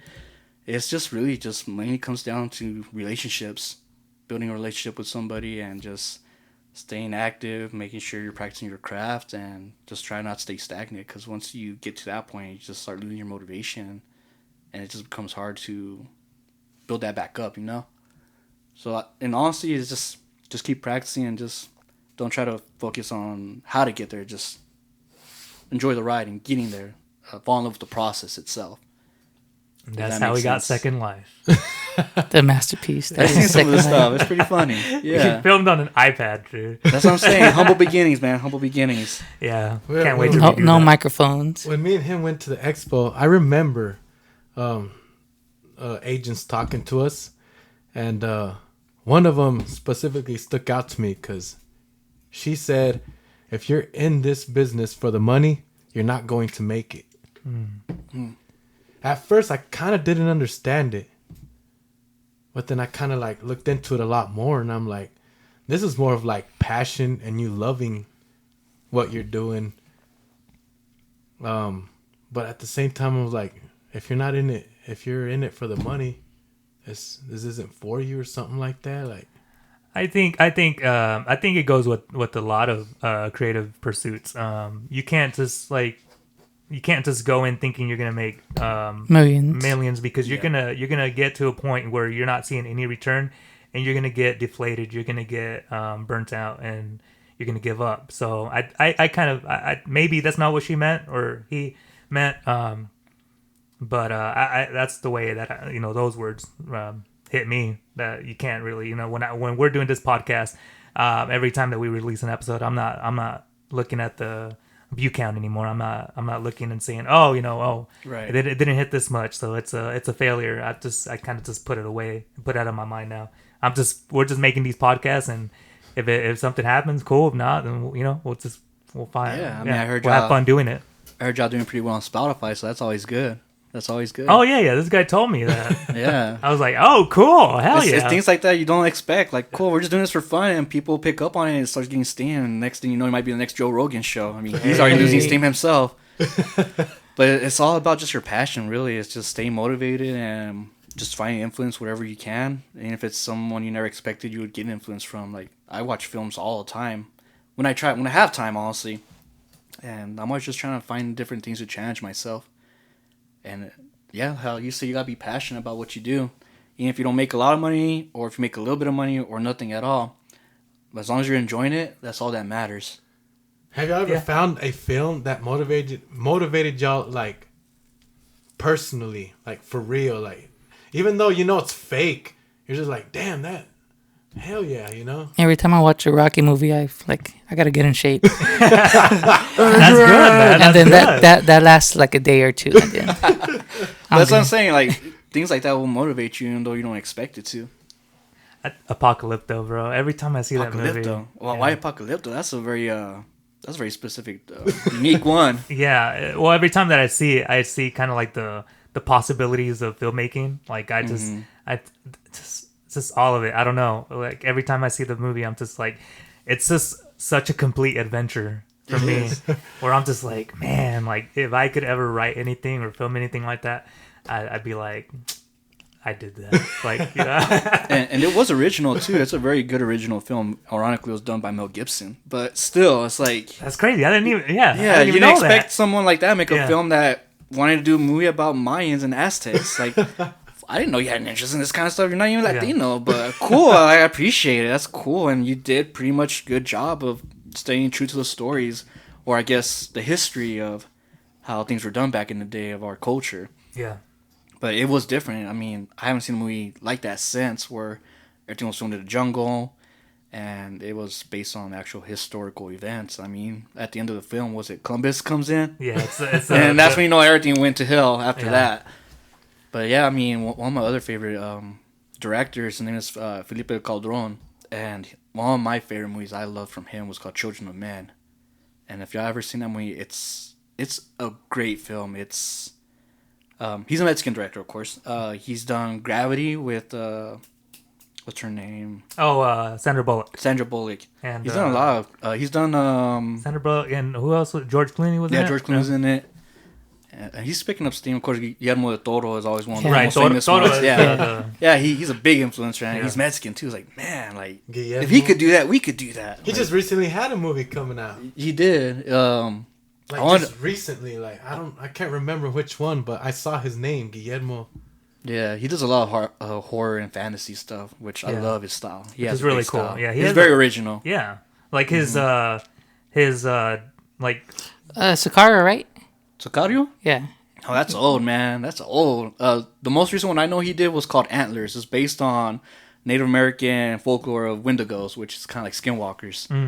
I wanted to see that one. It's on my wish list still. what's it called? Wendigo? Antlers. Oh, Antlers. The movie's okay. called Antlers, but it's based off of native folklore, myths, whatever mythology. Okay, of- that taught. I think I've seen like yeah. a If picture you ever of heard it. skinwalkers, it's apparently skinwalkers are like these creatures, almost demonic, that will try to intimidate a human and lure you in. And apparently the thing is, you never want to whistle in the woods because that's what attracts them.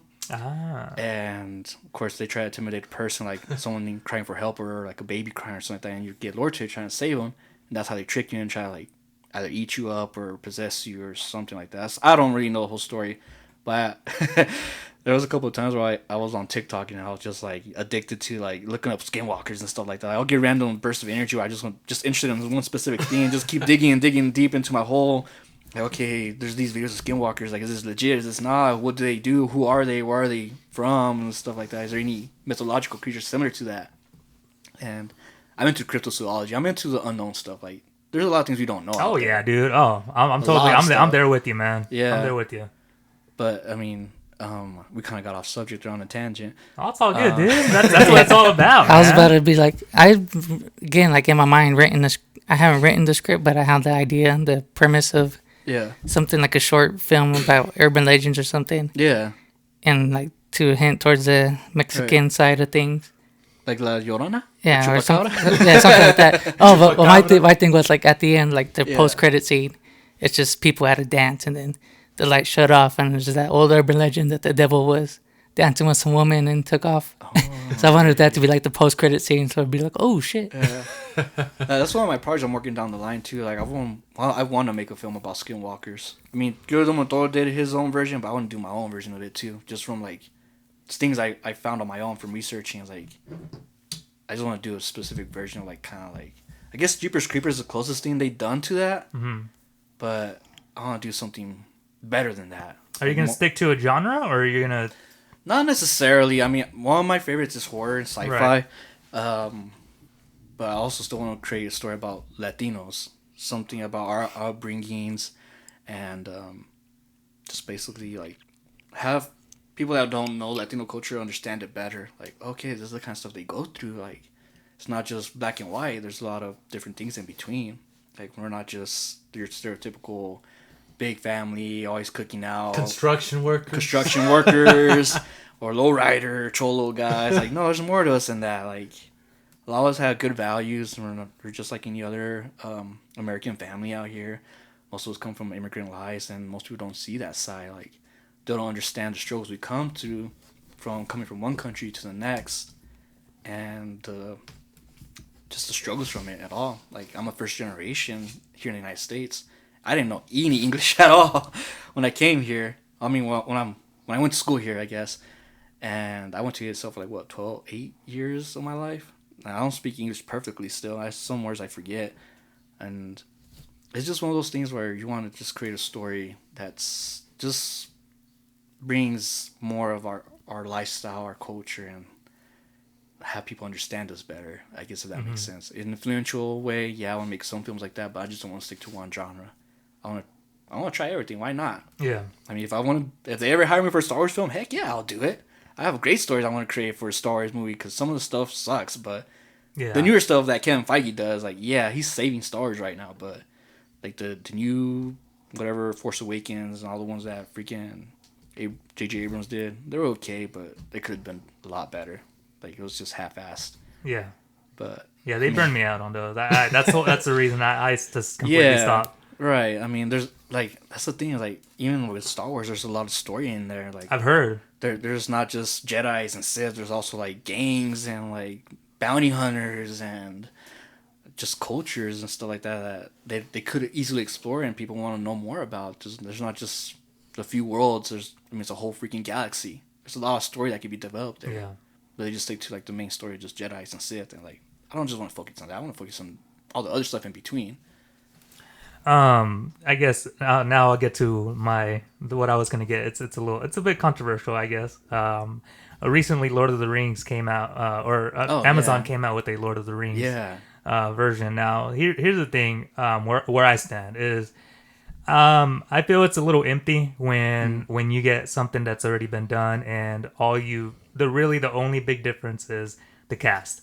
Right. I feel like I think that's really empty, and I don't value, like, at the end of the day, if the only thing that I really care about truly is how good it is. If it's good, then all of this is going to disappear. But right now, with all that they released, all it's looking like is it's a black version of the Lord of the Rings. How do you feel about tokenization in the industry? That's what I was gonna ask you. I love tokenization. Did you just make that up? What? Tokenization? Oh no, I said that. I thought it was token, not token. Who's token? Yeah. Who's token? The director of that movie. Apparently. What was your question, Patrick? You had a question too. No, it was just it was not really tokenization, but forced diversity. Yeah. I guess Forced it's diversity? yeah. 'Cause I think that's what Lord of the Rings, the Amazon version Yeah, is. basically it's Can you along the same elaborate line. more when y'all mean forced diversity? Like the other day we were talking about Eternals. You seen Eternals? Oh, okay. I see what you're talking about. Like And, forcing, like the- someone has to be. he at has to be least- gay. Right. We yeah. have to have a gay character in here Right. now. Well, you have Um, to have a like that. I think, I mean, it's cool, but sometimes it is a little forced. Like, I understand that the LGBTQZTLSBANLK hashtag, whatever, it keeps adding letters. I mean, I respect them. It's cool. Great. Yeah. It doesn't hurt to have them involved, but it's not really necessary. I mean, they already have enough influence as it is. I mean, they have their own shows. They have their own makeup line. I mean, what else do they need? Chucky, that TV show. The new one? Don yeah. Yeah. Don Mancini is gay, so his main character, he made him gay. Like he's gay.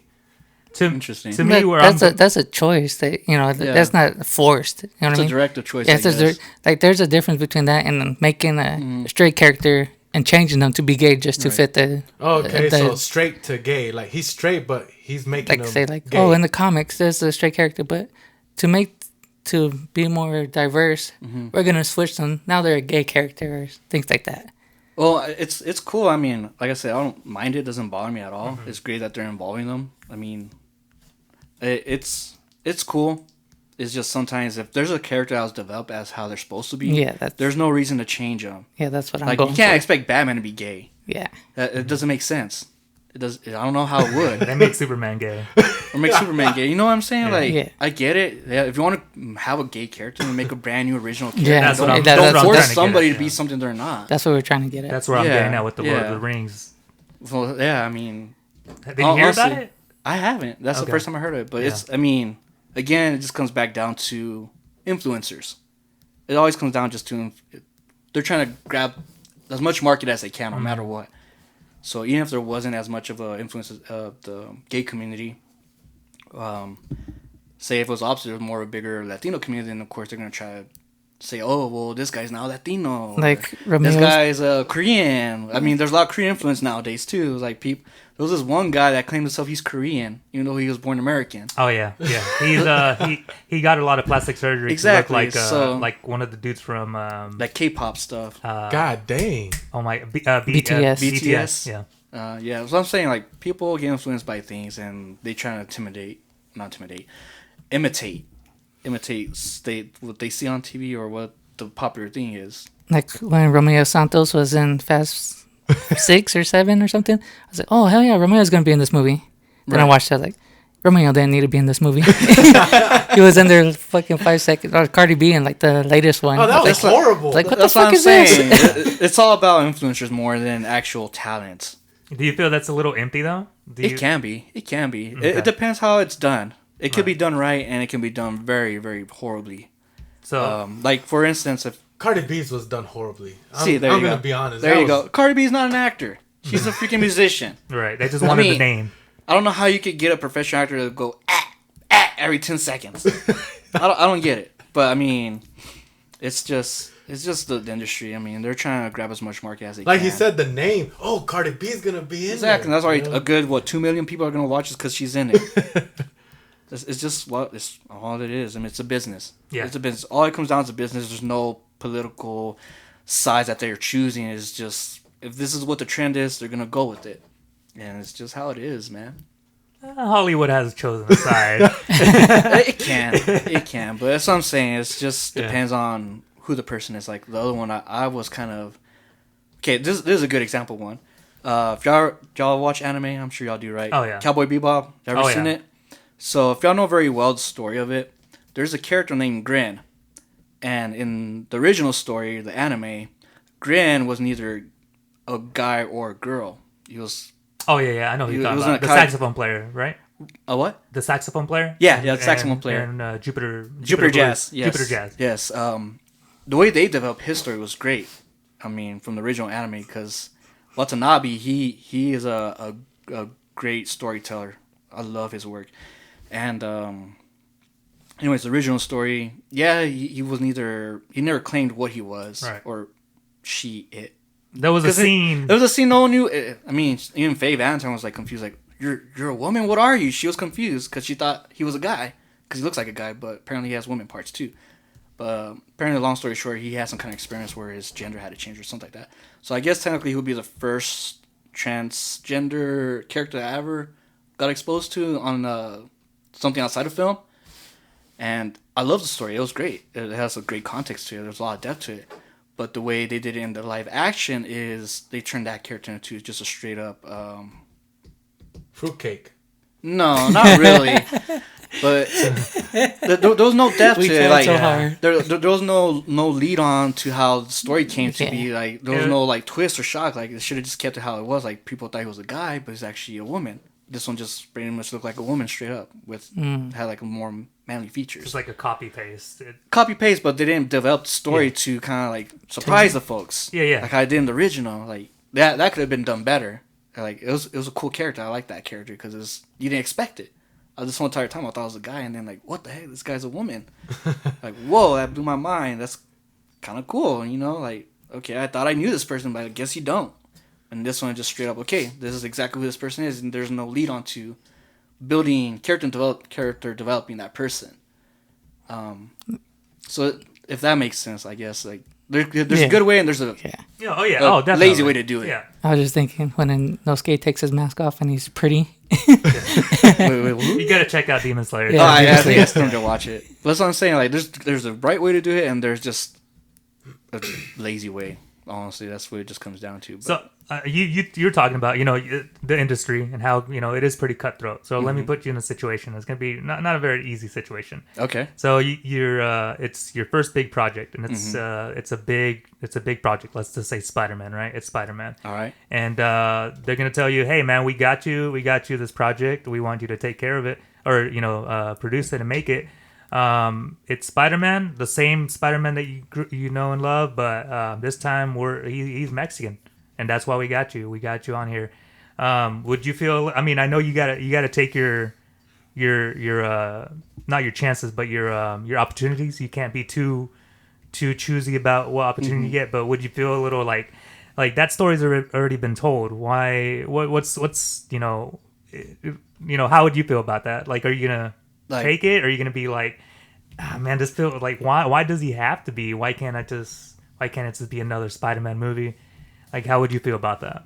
Well, I mean, it depends what the story is about, honestly. I mean, there is a Latino Spider-Man. If you know the comics Spider-Man 2099, he's actually Mexican. So if it were to be that story, yeah, I'd be all up for it. And if it's just a remake of just Yeah, it's just original regular Spider-Man, Spider-Man. Just Peter Parker, Yeah, it's but Peter he's Parker. Mexican. just Yeah. vanilla Peter Parker. Yeah, yeah. Like, Yeah. would you But put he's him in- Mexican now. Why Like- not? Why not? I mean, if you want to make something different and you know you're gonna inspire some people, I mean, Spider-Man is my favorite character when it comes to Marvel comics. And there's no wrong answer. I mean, this is you're Yeah. creative. Well, yeah, I'll You're giving definitely do this- it. Yeah, yeah. I'll definitely do it because I mean, I'm a nerd. I had experience. I've been bullied when I was a little kid, so I relate to that character.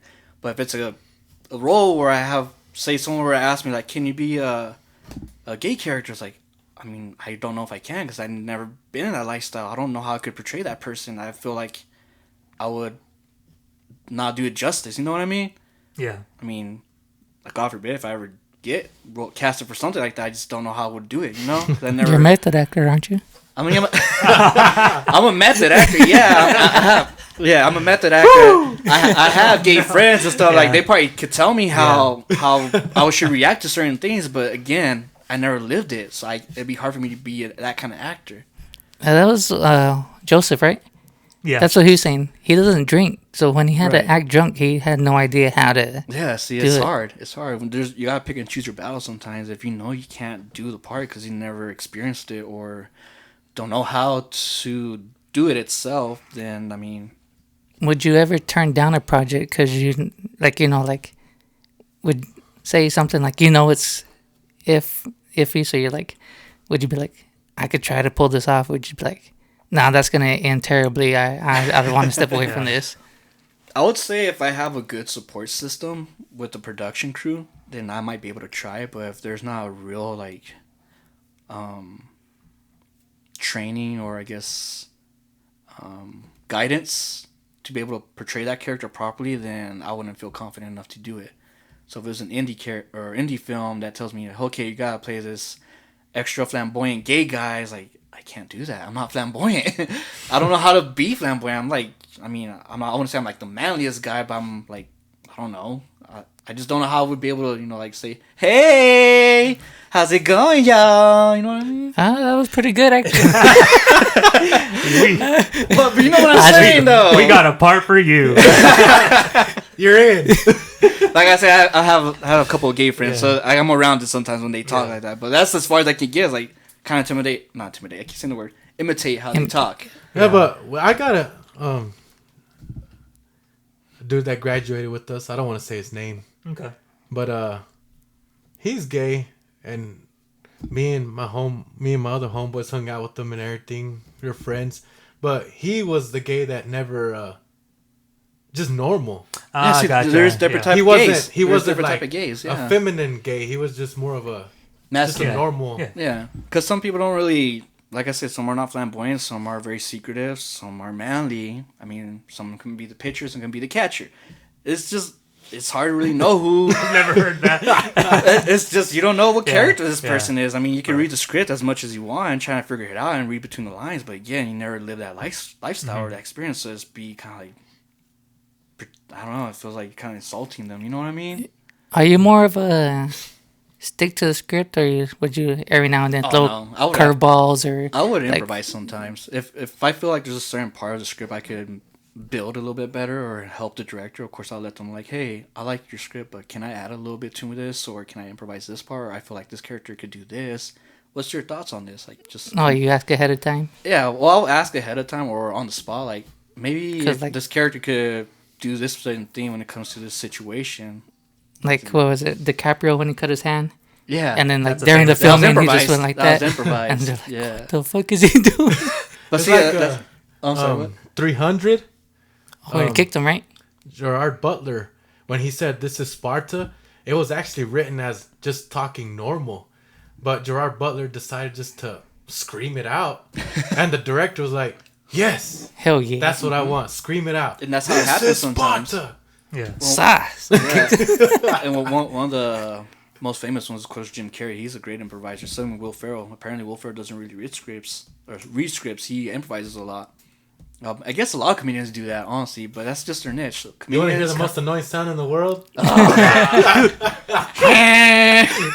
There's a special. I don't know what it is about comedians. There's something really like, I don't know, like comedians just have a different way of thinking, or they're more adaptable. Maybe that's what it is that they're just so used to being in the spotlight or in front of crowds that they know how to morph into whatever, right? So I always feel like a lot of comedians end up being very good actors, or like like that. They improvise. It's kind of crazy. It is, and it is. I mean, heck, even Ryan Reynolds, man, he's a great actor. He's a comedian himself. I mean, honestly, how many roles have you seen Ryan Reynolds play in a serious tone? Maybe like 1 or 2 movies, and that's it. I feel lately he's been playing like the same character though. Deadpool, and then the what was it? That's perfect for him. The That's Netflix, his character. the Netflix one. Like the past 3 movies he's done is just basically. Red Notice, was he in that one? Right? Yeah, he was in with Red The Notice. Rock and Gal. Yeah. Yeah. What do they call that? Typecasting, isn't it? Where you get you Yeah. get into certain you made this one role, and now that's all people see you as, right? It can. I mean, Peter Parker, Tobey Maguire. I've seen a lot of stuff where it's like they just see him as Spider-Man. So when he plays another role, they're going off of what he says on Spider-Man. That could also be a bad thing. Yeah. Cause So it kind of sucks because I was like, I don't want to be typecast. I don't want to be Harry Potter the rest of my life. right. And it happens to a lot of people, like even especially in Star Wars. Star Wars is one of the most famous ones. Like, apparently for a lot of actors, if you're in Star Wars, that's basically all you're gonna do half the time because they don't really cast you for much else. There's very few people that get out of that space. Like Driver's a beast. Driver. He's probably the only one. Adam Driver, he's a good actor too. Or Isaac. He did horrible in Star Wars, so I hated him in Star Wars. But everything else, he does good in. And what's her name? Natalie Portman. I mean, she was originally in Star Wars in the prequels, but she's done a couple movies after that. But everyone else, like Hayden Christensen, Oscar Isaac. He's been in a lot of stuff. Of course, Pedro Pascal was in a lot of films. It just depends, really. I mean, I guess it depends on your agent, really. What kind of work they get you, and what kind of work you're wanting to do. I wonder how tough that is to break out of something like that, though. It'd be tough. I can imagine. Like, hey man, we want you to be this, and you're just like, I've done that 8 times in a row, man. Like, look, I'm telling you, man, a lot of the things I've been casted for, I'm always playing the bad boyfriend for some reason. I'm like complete opposite of a bad guy, you know? Yeah. But apparently, I look like a. It's the beard. I guess I don't know. It's funny that I think about it now. Like, man, I'm always playing like the bad guy or like the asshole or something. Hey, bro, that's exactly what I'd be playing. That's what I'm saying. Well, I guess we have that look. We have that look. We look mean or intimidating or like something about our face. If you were to cast us, what's our typecast? What's mine and Patrick? Potheads. Okay. I'll take it. I could see like playing a goofball and Patrick being more like the serious tone, like quiet guy, but he has something that he might reveal in the end. You don't know about. Like, you're a deep ass character. I'm over here just smoking weed. And but that's what I'm saying. Like, you're more extroverted, and I can see he's more introverted. Like he chooses words carefully, and you're like just burning it out there like a machine gun. So like day and night kind of thing, like day man and night man. Good cop, bad cop. Yeah. Okay. Jay and Silent Bob, Part 4. There you go. Who am I? I'm Jay. I'm Jay. Okay. There you go. You gotta do the tuck. I'm down with that. I'm down. The tuck. You gotta do the tuck. I'm down to hang out next to the Would convenience you store.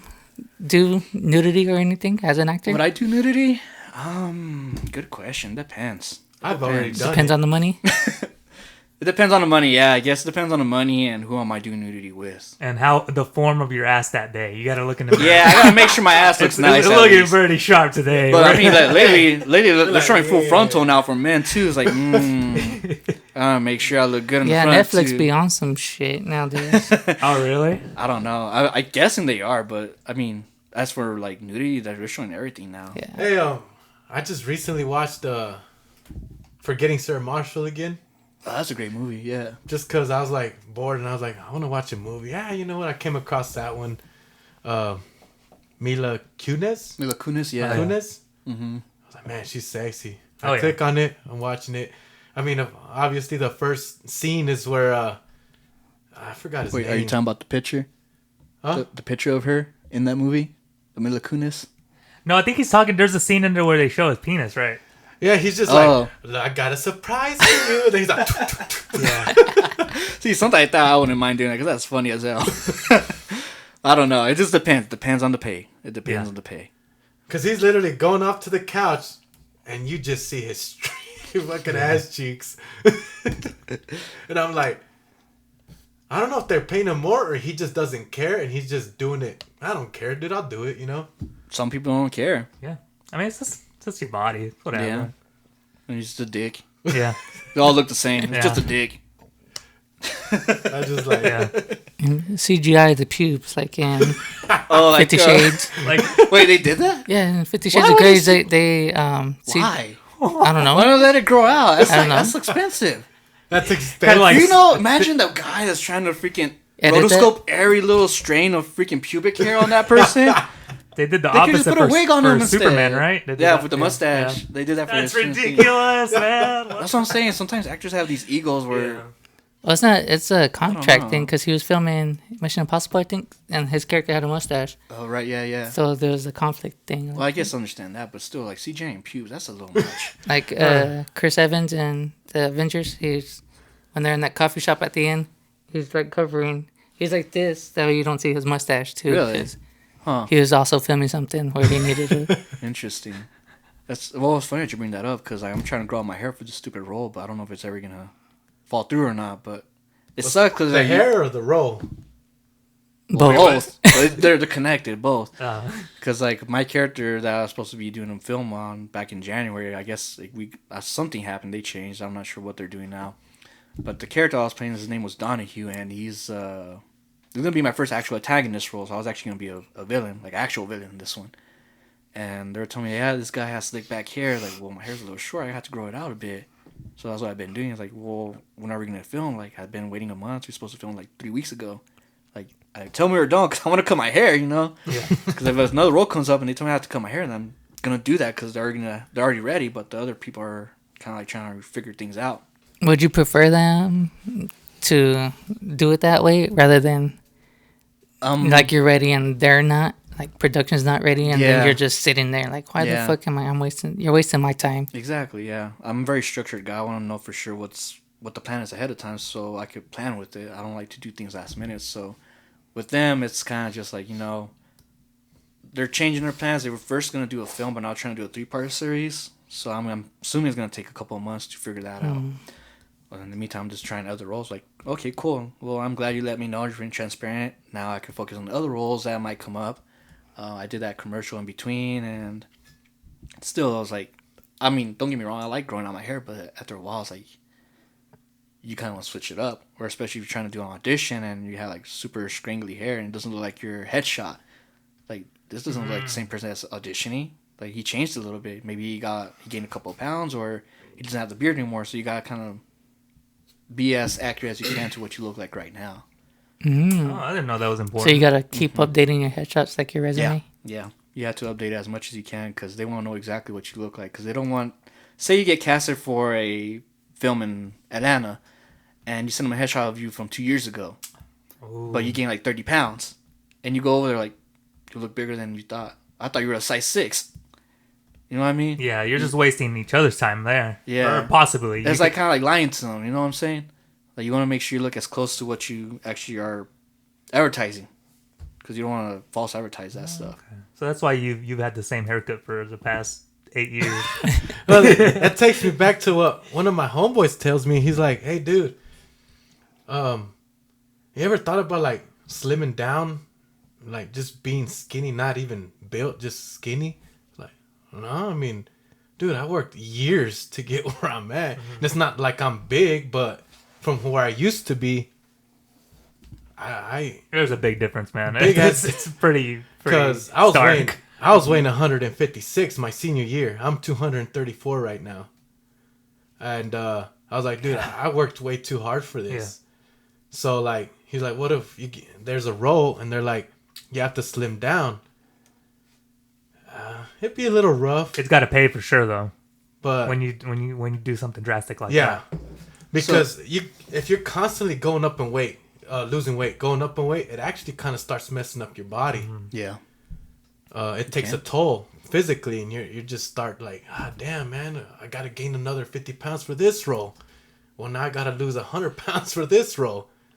That's when you start taking the juice, huh? I mean, that's all the Marvel characters that they're taking it. There's Yeah, no I there's guess, no yeah. way to No, it's all natural. fuck no. You it's bite not. your tongue right No, now. no.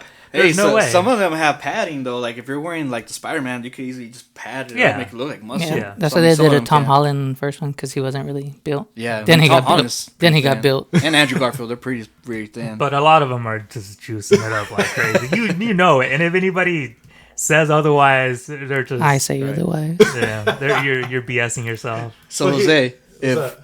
now I'm thinking about it, I never seen a picture of you with hair. You don't want to see. So if someone casts you for a $1 million project and they want you to grow out your hair, would you do it or just wear a wig?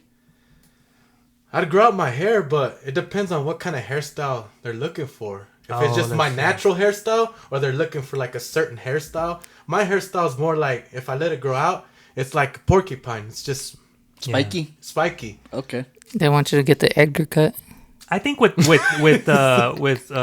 like what are they called? The people that do all the Prosthetics. yeah, like no, Makeup? makeup. Yeah. Makeup. You know how that industry has just been revolutionized like crazy. I mean, they can make your hair look like anything and good too. So Yeah. I don't really see that as a big deal. I don't. That's I think true. yeah, I think they'd It's- be able to But take do you care of want to spend 2 hours in fucking makeup before you even start your day?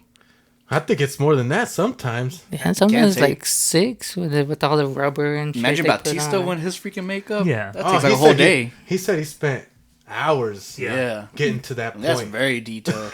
And Yeah, this Deadpool is too. just hair. I don't think it'd take that Deadpool? long. Yeah. What makeup was you wearing? Just wearing No, he's burnt. Oh, right. Yeah, he's burned. Yeah, that's right. Robert Englund, Freddy Yeah, Krueger. Freddy Krueger.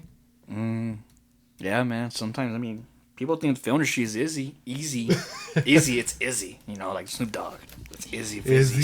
Fizzy, fizzy. When you're on a project, I guess for both of y'all, when you guys are on a project, is it difficult to stop and enjoy the moment because everything's just being Work. It can be. Yeah, it can be. Yeah. Yeah. Because you're not just there for a couple hours. Sometimes you're there for the whole entire day. And a lot of the times you're just waiting. Most of the time you're just waiting for them to be ready and to do your scene and do your takes and stuff like that. Like when I did that Windstar Casino thing, I was there for 12 hours. I was working there from 5 in the morning till 3 in the afternoon. And we only get like one break, which is just our lunch.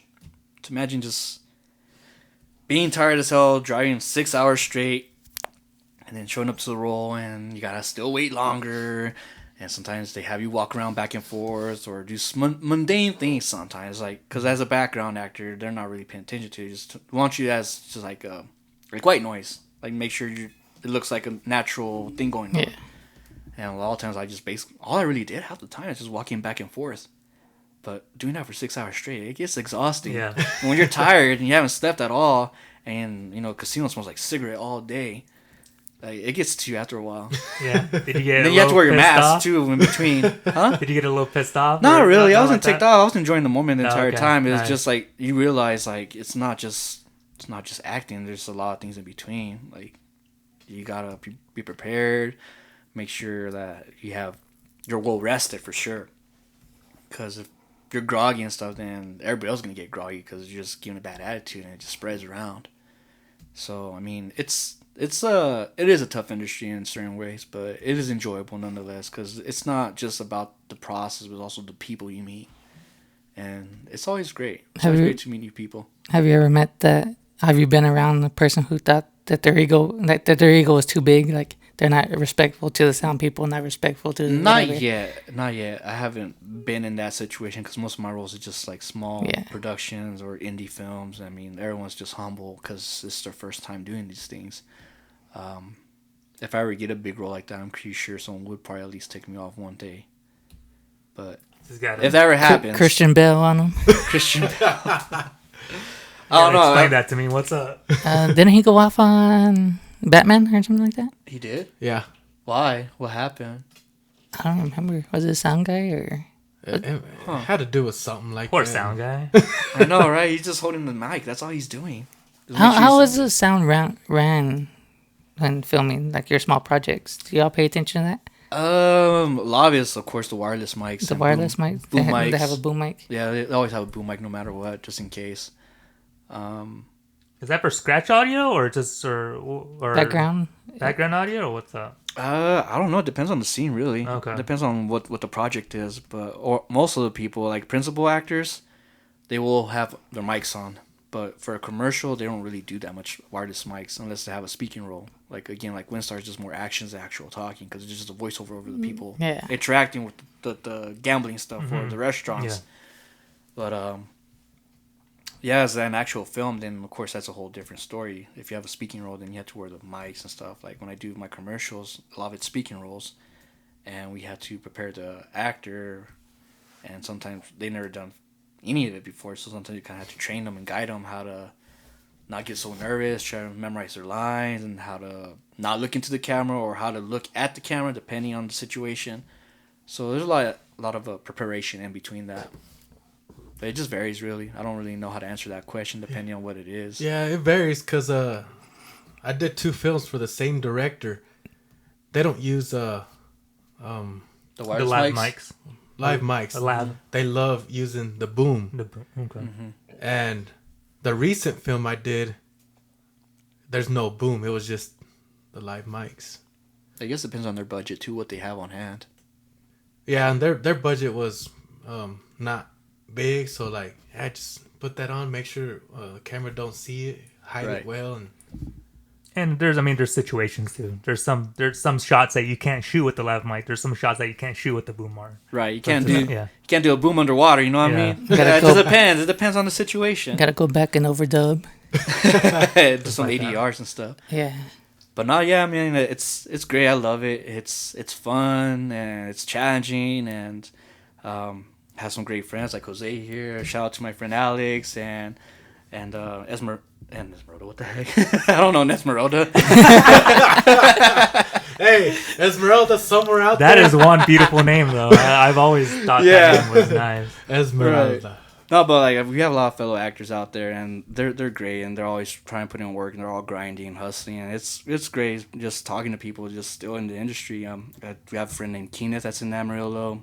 He's does both sides of the stuff too. He does camera work and also as an actor, and I just like talking to people. I'm in a bunch of networking stuff, just trying to just make friends and just get some insight of the industry itself. Are there any big projects coming up that you can talk about that are happening in Amarillo? or no?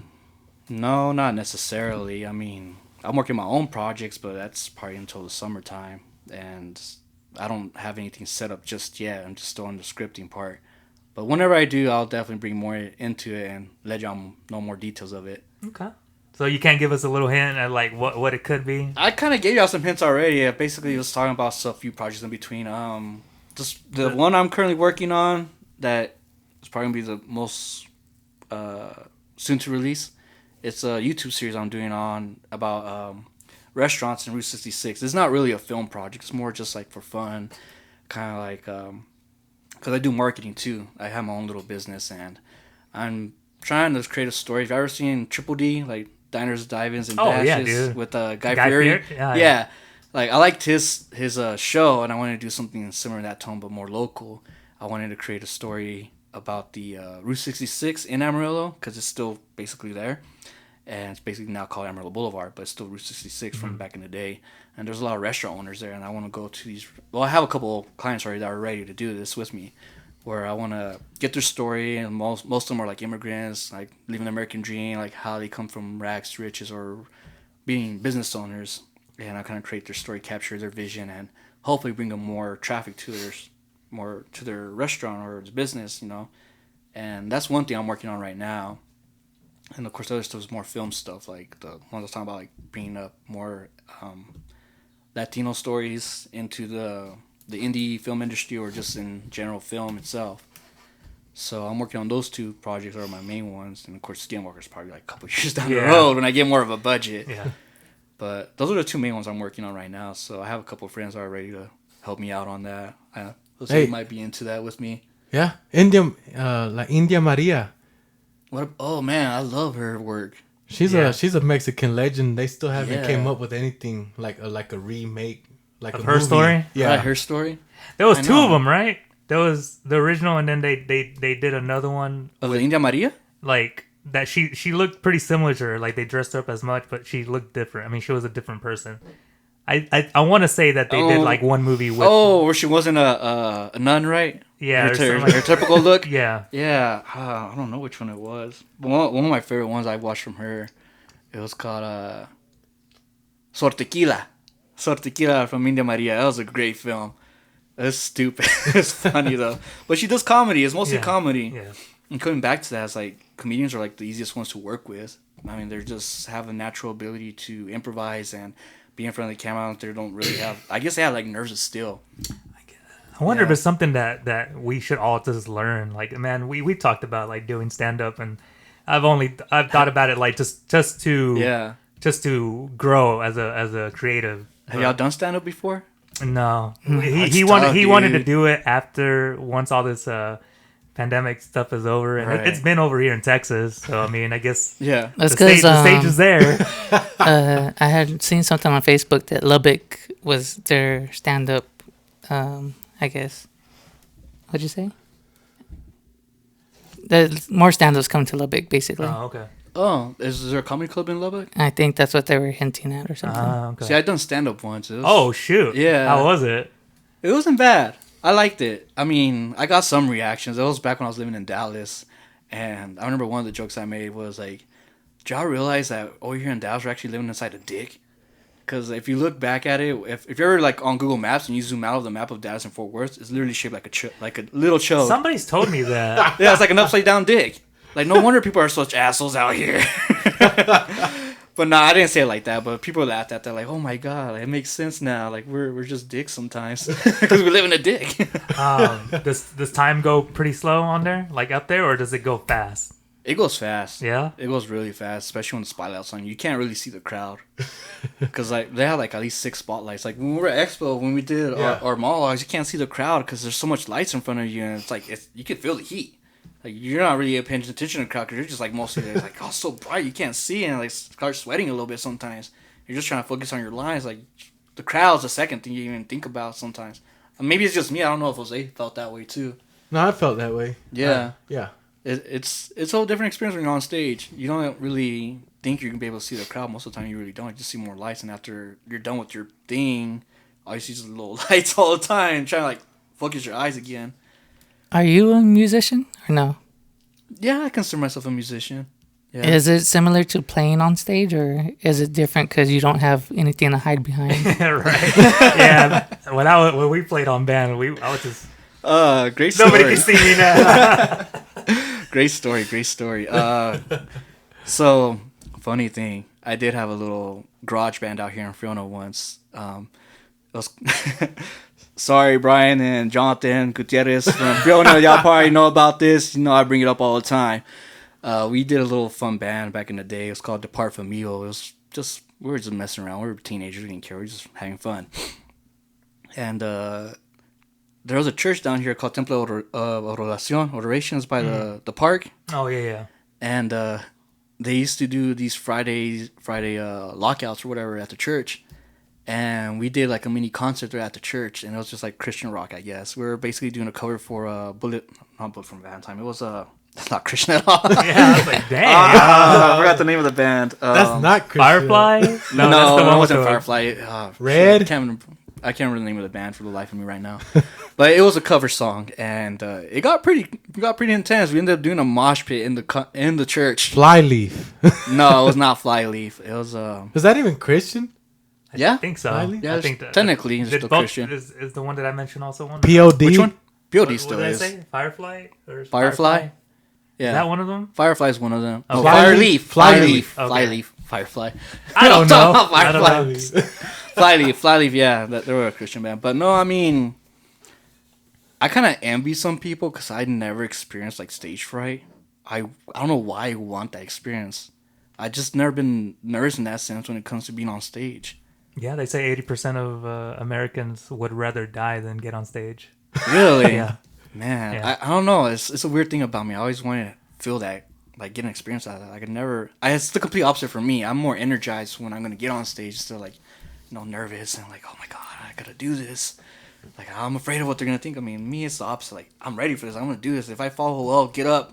Just keep going. Improvise. Great attitude, man. Yeah. I'll be nervous when I'm waiting, See, yeah. but whenever you're waiting. but whenever I get up there, it like just goes away. Showtime. yeah, Let's go. it's like an energy. It just feels like you just absorb it. Like when we did our expo thing, we had to present ourselves in front of 1,000. Was that at least 1,000 people, right? And you don't even really think about that once you're like, because usually you're in a line, right?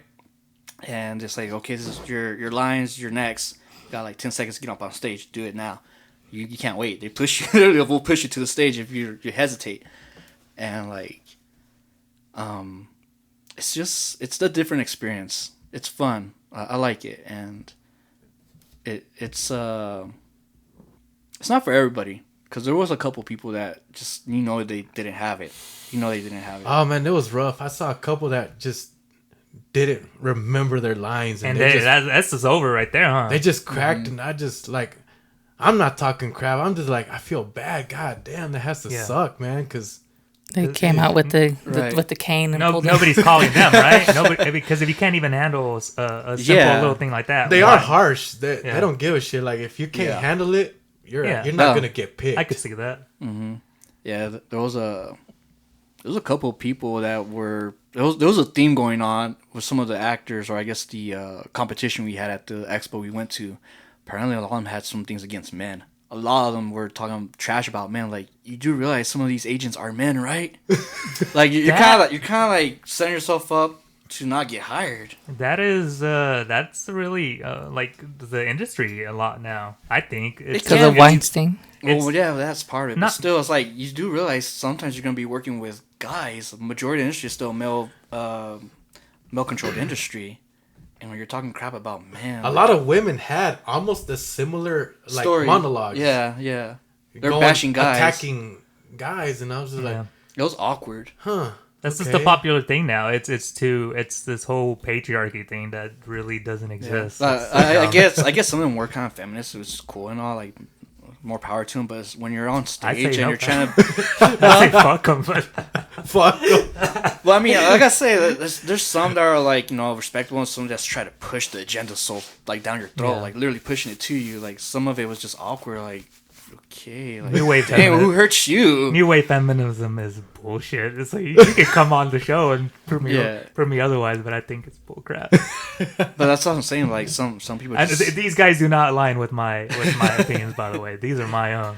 yeah, but that's the thing I'm saying. Like sometimes you can't take things personal, especially if you're trying to be an actor. Oh yeah, And you're trying to present yourself to a crowd of agents. You do not want to make it personal at all. And some of them kind of did. It's like you just could tell like they were Yeah. mad at somebody or at something, which is good motivation. But at the same time, it's like gotta keep that. you gotta keep it. I want to say generic, but like universal, like something where someone could actually gain from it, not just feel like awkward. Like, oh man, Yeah. she talking about me, or did I do something better? Her Right. like, why are you so angry? Why are you mad? Oh yeah, man, dude. I came across they gave us a time where we go and we talk to the scouts. Yeah. So we're waiting there in line. I finally get to this one scout from California, and man, she tore my ass a new one. What'd she tell you? What Because- happened? She's like, "You Mexican? Yeah. Then why the hell do you not have that you speak Spanish on this paperwork?" Like, just I was like, "Oh god damn." Yeah, I mean that's my fault. Well, you might not even get caught just because of that. Just I was like, okay, But you So- do speak it though, right? yeah. Oh man, I didn't realize that. I thought you did put that in there. I didn't put it in there, and she made like the biggest. But she's helping you out. Did you thank her? Kind of. Yeah. Because I wasn't really like getting on your ass. I was like, It's like as an constructive actor, you need to criticism. do this shit. Otherwise, you're not going to get seen. I'm Yeah. helping you out, type of thing. It's a little box that could help you out. It could be the difference between. Yeah, you making could be it- the next William Levy. It didn't bother me, but like the way she came at me, I was like, oh god damn. Okay, I'll make sure to put that in there next You're time. gonna write it in and each one. I speak Spanish. I speak Español. Spanish. in bold. That's because I'm bilingual. But they want to know what kind. But though. she was Yeah. like, you got to be specific. You need Yeah. to put either English or Spanish. I don't know. You might even be Chinese. Chinese, and you know. You I like how that's the default to everybody. Is Chinese. It's like Not even Yeah, Mandarin. it's the second biggest world. It's the second biggest language. So I mean, You don't it even makes say sense. Mandarin though. They just say Mandarin, Chinese. I thought it was number one. thought Chinese. I guess Mandarin it is number one. Mandarin and English or vice versa. I don't really know. Mandarin But I know those are and the two English. biggest spoken language, and then Spanish is the third. Which is kind of funny when that narrative. Whatever. We won't do. Right. Wait, I don't get it. The narrative is that white people rule the world, but it's like you want to know how many Asian people are exist? It was 3-1. 3 to Yeah. 1. It's like, yeah, once Right. American politics or American racism is hilarious when you put it against the world At a It's global hilarious. Yeah, Oh, yeah. It doesn't make sense anymore. Right. The majority that's a minority. Yeah, it falls apart real quick, but whatever. Yeah. It's true, though. I mean, when you put bilingual, like, if you look at me, people assume I'm either Muslim or Indian, but I'm actually Mexican. Yeah, I'm like, oh, you're Mexican? They thought I was Jew. Jew? Where the hell they get Jew from? I've never seen a bald Jew before. I don't know. They thought I was Jew. no, That's Can't what, say now I I'm have. thinking about it. I've never seen a bald Jew before. and they're out there somewhere. Yeah, they're out there. They're the lawyers and the. What else are they? But I don't Oh, know. going there. It's because they have the yarmulke, so you can't see. Ah, I guess. So, I mean, if you wore one, you probably could pull it. Talking about Jews. No, actually, really, just big shout out. There's actually 2 movies that are coming out that I that are coming out from this one YouTube channel. You don't have to care about what they like what their main content is really political, but they're releasing 2 movies. They're not going to be political at all, and I think that's really cool, and I think everybody should check them out, regardless of how you agree or disagree with their opinions. I think more independent filmmakers should be welcomed, I guess, and yeah, check it out. It's the movie that they released. It's on YouTube for free. So check it out. It's called Shut In, and it's a thriller. I've heard good things. I don't know. But we'll see what's up. It's not really for me. I'm not. Did it really release already, or how Yeah, recently? it's already out. It came out like 2 days ago. Oh, I'm gonna have So to check it out. Yeah, check it out. That It's for reminds free on me- YouTube. That reminds me. What's the saddest movie you've ever watched? Mine's The Boy with the Striped Pajamas. I haven't seen that one yet, but I could tell it'd be a sad story. Yeah, it's about the Holocaust. It's pretty Yeah. crazy. Oh yeah, I real don't quick. think you have a happy story with the Holocaust. Yeah, real quick. Speaking of Jews and the Holocaust, this brought me back to how they wanted to change Magneto's origin to fit something. And I was like, that's his. How? How the fuck do you have Magneto without him being a Holocaust survivor? Yeah. It makes no sense. That's What were they trying to change it to? I don't know. I don't know how they were gonna do it, but they were gonna have Magneto, but without him being a Holocaust survivor. I was like, how? That just changes the whole character. That's why Yeah, he that's- is how he is and stuff Right. like that. Did That's y'all why he see- doesn't trust humans. Did y'all see the Whoopi Goldberg thing that happened? What happened Right. to Whoopi Goldberg? She's on The View, and honestly, The View is stupid. But all of them have a if you add up all their IQs, you might get a triple number. I'm not sure, maybe not. So what's the controversy? What The happened? controversy is that they were talking about the Holocaust, and Whoopi was like, it wasn't about race, and yeah, that's. I seen it. I didn't read the Yeah. articles. It was the Yeah, big thing that- So she caught a lot of heat. The And Holocaust wasn't about that racism. That was another example of American or the way that Americans view racism is so incredibly limited. It's so dumb. It's I like think it's just a failure of the education system. Honestly, I mean, like in Germany, obviously they make it public about their wrongdoings. Like they literally have stories in their history books. Like, we know we did wrong, but we're gonna be better than this. yeah, Like America's no better. I mean, we had civil wars, we had slaves and stuff like that. Like they don't really. I mean, they barely like skim the surface of what Americans had done in the country, because we're not perfect. I mean, we had our own no, faults. obviously. I mean, we had concentration camps too ourselves. Like when the Japanese were in over California. Here. Yeah, the Japanese internment camps. Like we even did our own little kind of Yeah, thing it's, like it's, that. it's a bloody history. Yeah, I mean, even with Latinos too. Like back in the day, with there was called the can't remember what it was called, but back in the day they were recruiting a lot of Mexican immigrants to work the fields, and they would sometimes put them in camps like that too, and then still like I guess one of the terms from like spick and stuff like that came from like beaners and stuff like that. Like honestly, the best way we can move forward is acknowledging our past, and like how some people are like making a big deal about Civil War, vet Critical heroes race and theory. stuff like that. Critical race theory, like Yeah. I mean, it's kind of a necessity. It's Eh, something we need to understand and Yeah, know. I'm not a fan of taking down the Confederate statues. I was like, that's fucking history. Why are you trying to erase it? But that's what I'm saying. Like, instead of taking down statues, we need to build more statues about the slavery side. Like, and Rembrandt's like our wrongdoings, like how they do in Germany. Like, they don't tear down the Holocaust buildings because they're not exactly ashamed, but they're also acknowledging what wrong they done, so they don't repeat those mistakes. Yeah, it's there. You can look at it and be like, "This is what happened there." Right. This is what happened. Like here in Palo Duro, I think it was a huge Indian massacre, and they still kind of like bring it up still, but not much people know about it. Like just things like that. Yeah. Like you want to understand like what wrong we have done, so we don't go back to that.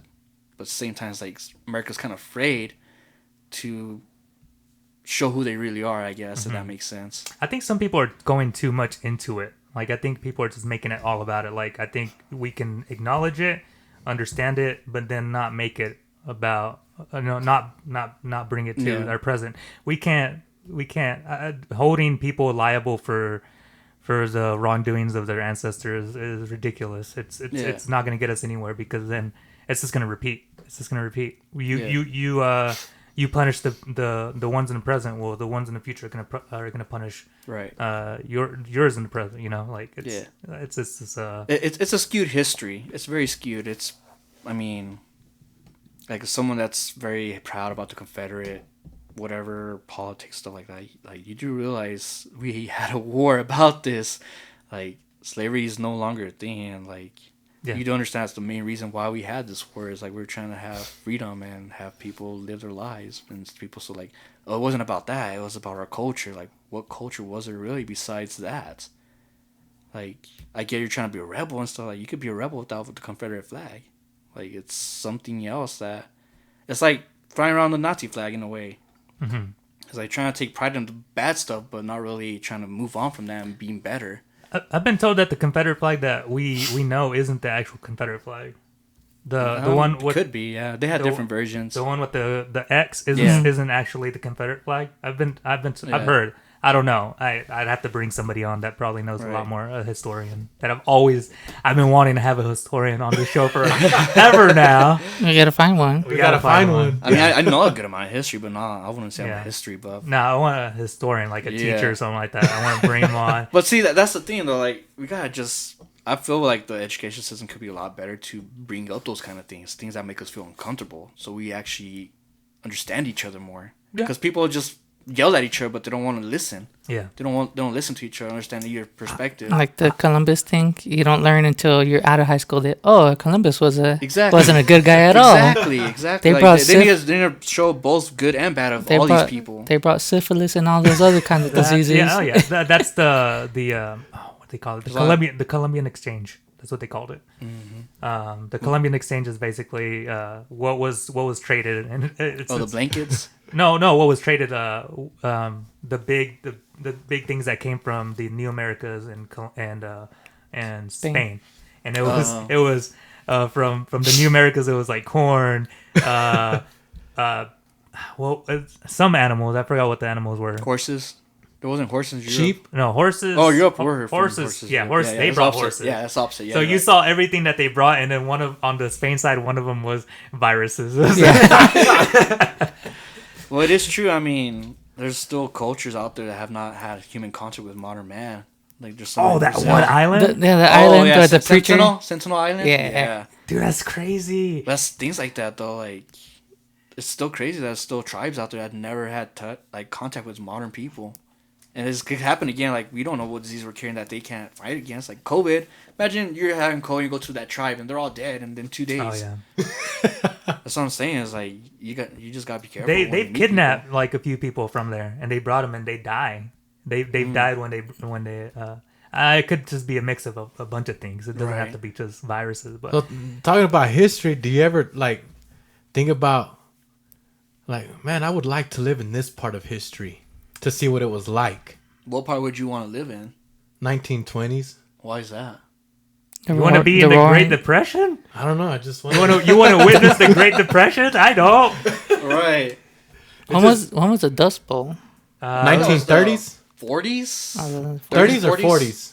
I don't know. Why would you want to go to the Dust Bowl? No, I was just wondering when the Dust Bowl He was. wants to avoid the Dust Bowl, probably. We have a Dust Bowl like once a year. This place is dust ball all the time with all that fucking wind. I'd probably Yeah. go to like 63 when see Kennedy and MLK before they before they get assassinated by the government. Same. Like the 60s, 70s would probably be a good era. Get some LSD in your system.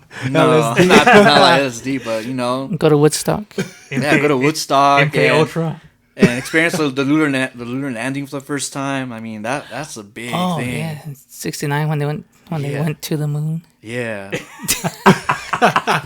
that's a big historical moment. Like the next closest thing we're gonna have is landing on Mars, but Yeah. who knows when that's gonna be? Maybe in 10 years, 20. Who knows? But Go to the moon. There ain't no such thing as Mars. Take Huh? me to Mars the isn't real. No, I'm just saying. Don't I'm tell me just, the Earth is flat now. I'm just saying we didn't go to the moon. No, we're on top of a giant turtle. The giant turtle. Yeah. A giant. That's what we live a on. giant Bulbasaur. Bulbasaur. We're in the leaf. We're in the bulb. Yeah. That's what We we are. could be like the Lorax, or what are they called? They're just Lorax? on that little part of the The flower. Dr. Seuss? Yeah, the Dr. Seuss. They're just in Oh, that yeah, little yeah, spick yeah. in the fucking. I mean, Dandelion? in the grand scale of things, technically we are a speck. Yeah. Or We like, really are. it could be like The- at the end of Men in Black where you The open end, the yeah, door. I was And gonna Yeah. bring that up. Huge, Yeah. yeah. Or it's Yeah, just in the exactly. marble. That's what I'm saying. Like, it's crazy. It's so vast. It's so crazy when you think about how big space is, man. So, speaking of that, do y'all believe in aliens? Hell yeah, Okay. I do. I don't. I You don't. don't? Nah. Well, what makes you not believe in them? I think there's this. I think they would have taken over by now, man. What Like, makes you think they haven't already? no, that's true. There's reptilians in the government. We talked about that. That there was this one movie where you wear the glasses and you see who's alien and who's not. That'd be a So- good story. No, I don't know what the name of the movie is called. I have not seen It that. it came out like in the 80s or something. Mm. And yeah, you wear shades and you see who's an alien and not. How about you, I Patrick? don't. There has to be. I don't know if they look how like they look, but how movies say they look. But there's Right. some type of life, even if it's just like a worm or something. Right. There has to be some type of life out I would there. say Oh, yeah. how big is space? You can't even fathom it. You would figure we can't be the only. Oh no, Living. definitely not. I mean, I'm a firm believer. There's life out there, and I mean, the universe is so huge. It's hard to grasp that we're not the only ones out there. And if it Maybe is, not that's depressing. maybe not aliens, but some sort of. Yeah, I'm not living- saying aliens, just life in general. Like Yeah. even a plant could be just a significant thing, like a second genesis. Like this, like it changes your whole world. For Maybe the this rest of your crazy life. plant does something fucking crazy or something, bad or good. Maybe it sings like that one plant from that one movie. I forgot what it was. Scenes? Yeah, you never seen that movie from back in the 80s? It was a giant like Venus flytrap plant that sings and stuff. It was like a musical. What? I don't know. Y'all never seen it? No. I vaguely hold remember on. something I'm like trying that, to but I don't know what remember it is. I forgot what it was called. It was a great film. It had that Talking guy about in it. Bellsprout? The Pokemon? No, Pokemon. Oh no, it's been what's the evolved version of Bellsprout? It's Little Shop of Horrors is what it's called. of horrors? Yeah, Little Shop of Horrors. It had that guy from Honey, I Shrunk the Kids. Oh, okay. Never heard of Okay. it. Hold on. Y'all missing out on a great film. This is what it looks like. Oh, horrors. Horror. What y'all seen? You said horrors. Little Shop of Horrors. I was like, whoa. Again, I apologize for my dialect. I don't know English perfectly, so there's certain words I can't say It's properly. all good. It's all good. Horrors, not whores. Horrors. You could write the other one though. Yeah. Little Shop of Horrors. I'll get Neil Patrick Harris on this one. There you go. But yeah, no, I have my own close experiences before. I have seen some UFOs in my life. It's pretty interesting. I wasn't a believer until I seen them. One of them was actually around here in broad daylight. I remember it very specifically. I think it was back in 2002, maybe 3.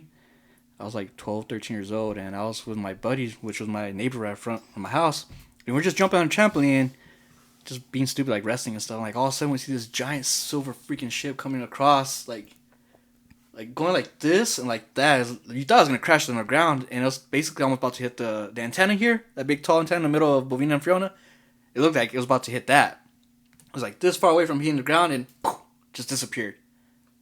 And you could you see a big giant silver ship like as big as the city, just going at an angle like that. You thought it was gonna crash into the ground, and you see like a little stripe of in between that had a little bit of color on it. And Oh man. like it wasn't just me that saw it. It was like me and 3 other friends. Like I was hoping like y'all see that. Like yeah, we all saw that. And sure, other people seen that were driving down that highway there. And I was kind of like just in disbelief. Like I wasn't sure what I saw. Then a couple years down the line, History Channel came up with a show about UFOs, and it was a famous recording from airliners that was above Bovina, Texas. I was thinking like 30,000 feet up in the air. And they were reporting back to Cannon Air Force Base saying that, hey, do you have like an airplane out here that you're doing some kind of like training out here? Like, no, we have nothing in the sky. Well, I see this thing that's like 30 meters in length or something like that. It was in the middle of a thunderstorm too, so the only way you could see it when the lightning flashed against it. And there's an actual audio recording. It's still on YouTube. I'll send y'all the video whenever I look it up again. It was actually on History Channel, like, and the airliner sketched it out of what it looked like, and it was the exact same ship that I saw. Oh like shoot. to detail, it looked exactly the same. It was like a cigar shaped style, and of course the audio recording of that was, released, and they actually did release a couple of fire jets to go after it because they thought they were being invaded, and whenever they sent them out, they tried to chase it and it disappeared again, but it was the same exact ship that I saw like a couple years back, and it's crazy. Like a couple years down later, like you see someone sketch it out, it's exactly what you saw, and like it's hard to like fathom it. It's like, what the heck? Like it's hard to not believe in it. So with that, do you believe in the Great Filter? That's the Great Filter. The Great Filter is basically like humanity won't know about existences outside of our planet until our technology catches up to them. Yeah, I guess it makes sense because I mean, like we're basically primitive compared to all of them. Yeah, because all we have is radio waves now, and we're barely getting into new frequencies, and who knows? Like they're freaking millions or thousands of years ahead of us. Who knows what kind of technology they're using? Maybe they're using a different kind of thing that isn't Bluetooth. You know what I mean? So I mean, it's really hard to say there isn't any life out there. I mean, I don't know. I just can't fathom there isn't any besides us. Yeah. If it is, it's like that's kind of boring. Yeah. I think space is already incredible enough, but I mean, right. So, are you religious? Oh yeah, I'm religious. So did God create aliens? I would say so. Why would God stop at one species? You know what I'm saying? If he has all this time and space, literally space, why would he stop at one planet?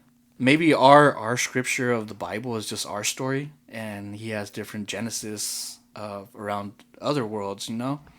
Like why would he stop at one? Say as it says in the Bible, like it's been 7 days, and the 7th day he rested. But how long do we know? How long is a day to a God? Mm-hmm. A day to them could be millions of years. How Eternals kind of talk about that kind of stuff. So it's really hard to really interpret what the story says in the scriptures and things like that. And maybe a lot of it has been modified throughout the generations from kings and stuff that take certain things out of the Bible that they see as more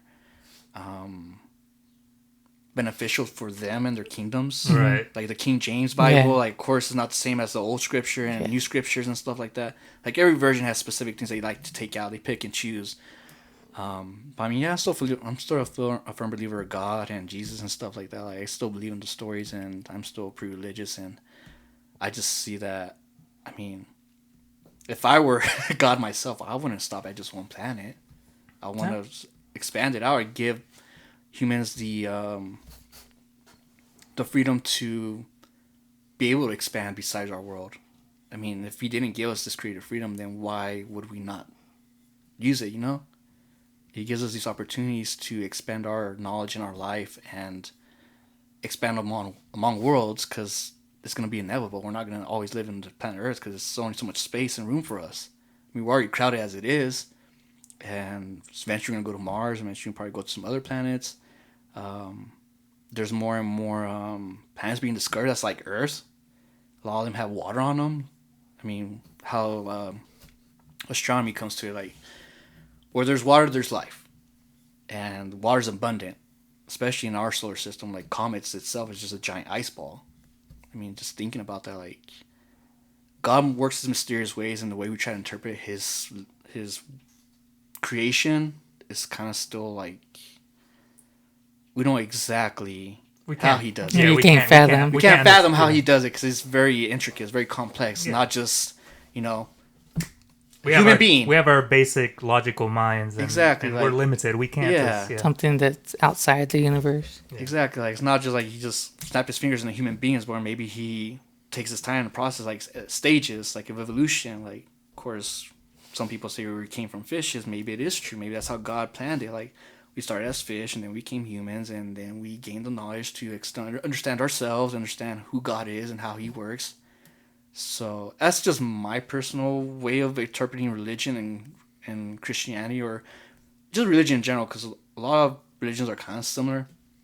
But I mean, that's my opinion. Everyone's free to interpret how they want to see religion as it is, but that's just how I would see it. It's like there's a lot more into it. There's a lot in between the lines and understanding how creation is, basically. Yeah. Pretty honest, man. Appreciate Yeah. that. Yeah. Didn't shy away from it. Nah, I mean, I've always thought this way. I mean, Yeah. again, like I said, I'm still religious. I still believe in God. I'm still a faithful man and things like that. But there's a lot more out there that we don't know, and we're still trying to understand, and we're still trying to stay. We're trying to understand God as much as we can, and there's still a lot out there that we still don't know. Oh, yeah. Oh, yeah, man, dude. There's always new discoveries. It's kind of wild. Yeah, I think it'd be pretty cool to live underwater. that'd be dope. Yeah. Atlantis. I don't know. Atlantis, man. It'd be awesome for some reason. It's just Dude. Dude, we don't even know like half of the freaking what's in the underwater. We Yeah, know like that's the crazy- 5%. yeah. We know more about the moon than we do about our own oceans. The ocean's not real. Oh my god. Well, what is the ocean then? the was Bermuda just playing. Triangle. Yeah, that Oh, shit yeah. like that. Man, Bermuda Oh, that was a Triangle. cool story too about that TV show where It just sounds they scary. they're flying and then when they finally land, it's been like 30 years later or 20 years later or something like that. Man, that's a long travel. Like because they land and then Yeah. Interstellar? That's where they did that. They they're did like the- Kind your, of, your yeah. flight disappeared over the Bermuda Triangle and that flight's been lost for like 20 years. Oh, Imagine that if that was real. there's dude. That's why I have such a big problem with like, all these reboots and sequels, unnecessary sequels. Is like just right there. There's a story to be made right there. Like why are we just Money. recycling everything? I know it's money, but it's lazy. boring and it's a lot of it's becoming hollow, man. Yeah. I think and It's shallow. yeah, that's why that's one of the big reasons I was like, you know what? Like I've seen like a lot of the movies that are being released now, and I'm like, man, I could do way better than that. A lot of remakes and live actions. And sadly enough, a lot of the live actions don't work out. Like The Lion King was kind of disappointing. Yeah, that was awful. Yeah. Oh there my there God. wasn't really much singing. Like you were hoping at least some kind of musical, but it's Give like you- too serious. Give you that nostalgia feeling. Exactly. Yeah, the big nostalgia thing going on now. Yeah. It's Ev- pretty. even Jungle the- Book did good though. Jungle Book was a good one. Yeah. I like Even that Mufasa's death didn't even hit the same. Oh yeah, nah. I enjoyed Spider-Man, the new movie. It was good, but I mean, I think it's really only a one-time watch for me. Yeah. It was just a big nostalgia thing. Did it you was see it in fun. theaters? Yeah, it was Nice. fun. It was Yeah. a good time. It was a good movie. I liked it. So you think that's why you think people like Toby because of nostalgia or because Yeah. he was an actual good Spider-Man? I think both. He's a good actor. I think he's one of the. I think if you were to rate him as far as like Peter Parker and Spider-Man, I would say that he was the best Peter Parker. Yeah, he wasn't a great Spider-Man, but he was a good Peter Parker. Yeah, he was. Yeah, That's why they introduced him when he came in, little thing, without the suit. Do you pay attention to like little details like that? Yeah. Because when Andrew Garfield came in, people say he's the best Spider-Man. He came in as Spider-Man. Oh yeah. And then he took off the thing. yeah. I don't know. We'll see. We'll see how many more times Disney and Marvel recycle. All the time. All the time. We'll be on Spider-Man 18, and he'll be half Arab and half Korean or something. Damn. It's gonna happen eventually. I mean, they have a Spider Pig. Yeah. They're gonna make a live action Spider Man, Pig. I seen a little Spider Ham. a little scene Oh, yeah. of the Chinese Spider-Man. Oh, the Japanese one. It The was Japanese one is amazing. Dude, that one's actually fun to watch. Yeah. It's different. It's like Power Rangers. Yeah, in he has a way. Megazord, dude. That's Yeah. amazing. He has all these crazy tools. Like, man, it's like Inspector Gadget meets Spider Man. Like, what the heck is going on? There's It's a- the Japanese, Yeah. They're very out there. I love Japanese storytelling. That's how I'm huge into anime. I've grown up more with that storytelling than with the American. So I feel like when I do make a film and I tell my stories, they're gonna have a little Japanese influence. little Eastern I think influence in two them. animes that probably people wouldn't expect to hear in a long time is Lupin the Third. Oh, yeah. that's old school. Yeah, that's That OG is old right school. there. That was out whenever Dragon Ball Z was going. I remember seeing commercials to it whenever they would show Dragon Ball Z. Lupin the Third. Inuyasha. Inuyasha was another one I used to watch a lot. Oh yeah, that's very. That was actually geared towards women more. But I mean, the Oh, action yeah. scenes, the actions was pretty cool. Wake up 3 in the morning, you hear the theme song playing. Oh, dang, when did I crash out? That music was bomb, man. Oh, yeah, it That's still killer. is. What's that thing where like something triggers something that triggers something that triggers something else? Nostalgia? Deja vu. No, it's, Deja vu. it's like a series of events. Because I was when you say anime, like how Avatar was created was because I think during one of the wars when they went to Japan, probably WW2, that whoever wrote Avatar like got the Japanese style of what because they would rate stuff in Japanese over there, and so when they came back, they adopted that type of writing. That's why Avatar's kind of like an anime, but not really. Yeah. No, it is. It's a Western anime. I consider it a Western anime. I know a lot of anime purists will say it's not. It's just a cartoon. I'll be the first one to say that it is. It's Japanation. Or what was it? Before it was called anime, it was called Japanation or something like that. Something like that. In the beginning. Japanese. Really? Oh, okay. Yeah. I didn't even know that. Yeah. Yeah. I've always known it as anime. Always. Well, I mean, yeah. Technically, it's always been anime, but Japanation was the original name back in the day when it was first trying to, like, be more mainstream in the 80s. Because back then, it was more about robots, like Gundam. Astro Boy, Gundam, Voltron. All those were just... It was just mech. It was all mechs back in the day, and that's what they called Japanation. Like, Japanese animation, that's basically what it was. But, yeah, I love Gundam. I still freaking watch it to this day. I collect some of them stuff. That's dope, Gunpla is like a Thundercats? big, one of the biggest hobbies out there. Thundercats. Thundercats? Oh! Didn't they tried to redo it, right? They tried to remake the they cartoon. did. I don't think it did so It was well. ass. Oh, was ass. snarf. Snarf. It was ass.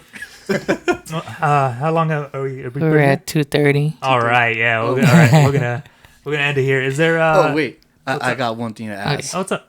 Do y'all remember a restaurant called Buffalo Nickel? Well, not actually not a restaurant, a store. It Dude, was I like can sing you the song. You know the song? Yes. You gotta sing it with me. All right. I still know it by memory. Dude, I've actually asked so many people and No one nobody remembers knows it. I One feel like Nic- it was a Mandela effect or something. Like, Yeah. what? I never heard this place. We Oh, talked man. about it in the last cast. That's Did crazy. Oh yeah, One your nickel- cousin. Only your yeah. cousin knew about it. Nickel at a time.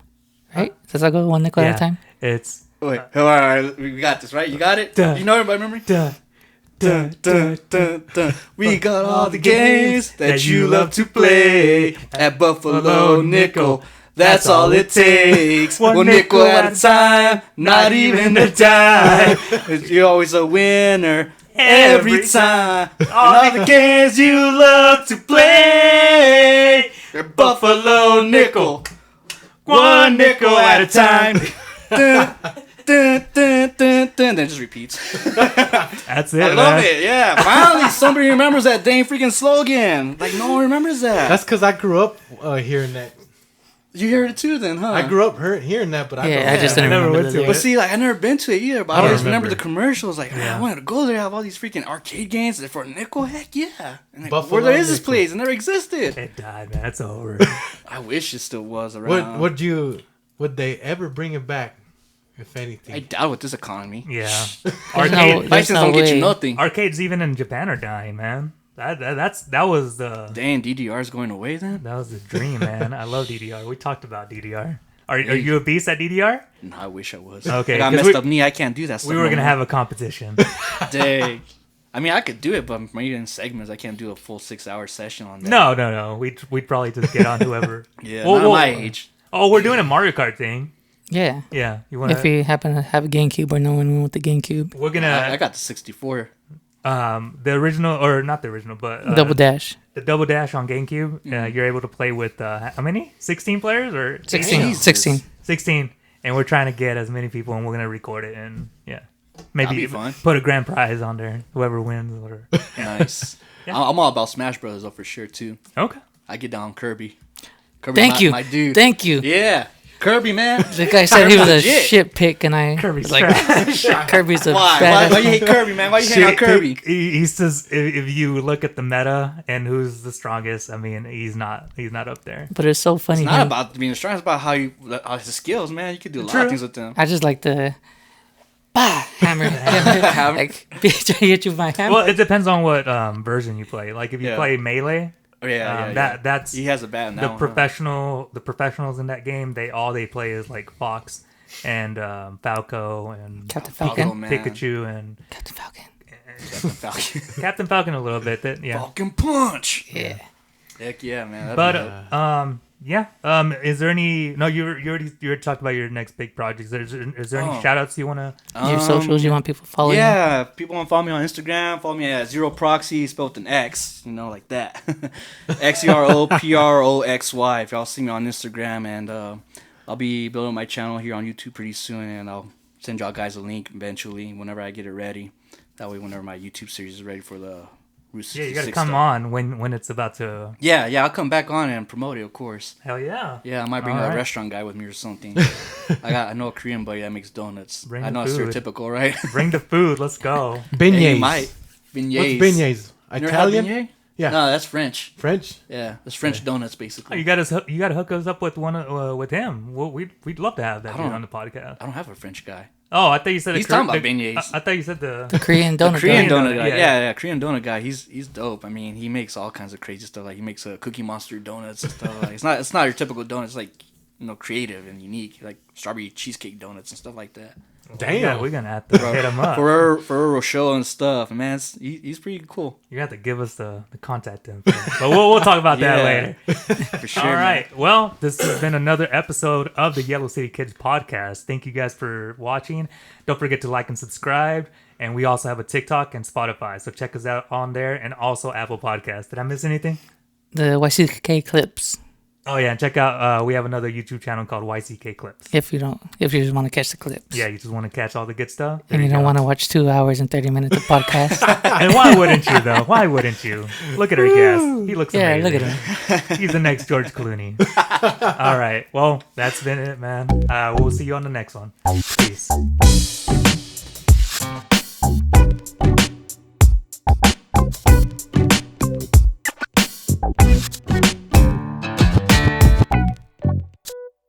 God damn, I didn't think we were that deep. Dude, I looked at the timer. I was like, Whoa! Was it didn't pass out? That's good. That's all I was worried about. Don't pass out. Hand me that crown. I'm gonna He's one. give me a little loose Give him a little. so I can start talking about some Some tang? tang. I guess. Oh man, you're straight up. No chaser. No, we don't do chasers here, Bato. Hello. What y'all doing? Check. This is the Mandalorian coming live from space. Do you prefer Anthony or Antonio? Antonio's fine. It Antonio? doesn't matter, honestly. That man from outer space, Mister. There you go. that's I like that. Michael Chico. yeah. That's Michael Chico's Yeah. mustache. yeah. Michael Chico's That mustache. was a friend of ours, and I used that intro. I try to give everybody an intro, except I couldn't do one for Bethany. Bethany and who else? Oh, the boxer, Yeah. because I didn't know his name, and I was like, crap, I don't. Oh, he didn't have a nickname yet, so I was like, I can't give him one. Like, you can't put that pressure on me. Right. Like, I don't What know if what it your sticks? style is, man. what if it sticks? You know, he's like, Oh, that's badass, man. He boxes. Yeah. That's awesome. So go ahead and subscribe to that one next week. Nice. Nice. yeah. We went into the boxing talk for a good bit. Kind of lost the other two that were with me. The Chris and Patrick. They were kind of Yeah, for the first 30 minutes, we're just sitting there, and then Listening, observing. I woke up and kind of chimed in every once in a while after that. But yeah. Y'all don't like watching boxing? Chris said or- like 3 words the whole time. Yeah, it wasn't exactly. His forte. Yeah. Poor dude. It's all good. All right. Okay, so, y'all ready? Yeah. All right. Here we go. All right. And this episode is sponsored by my RNF.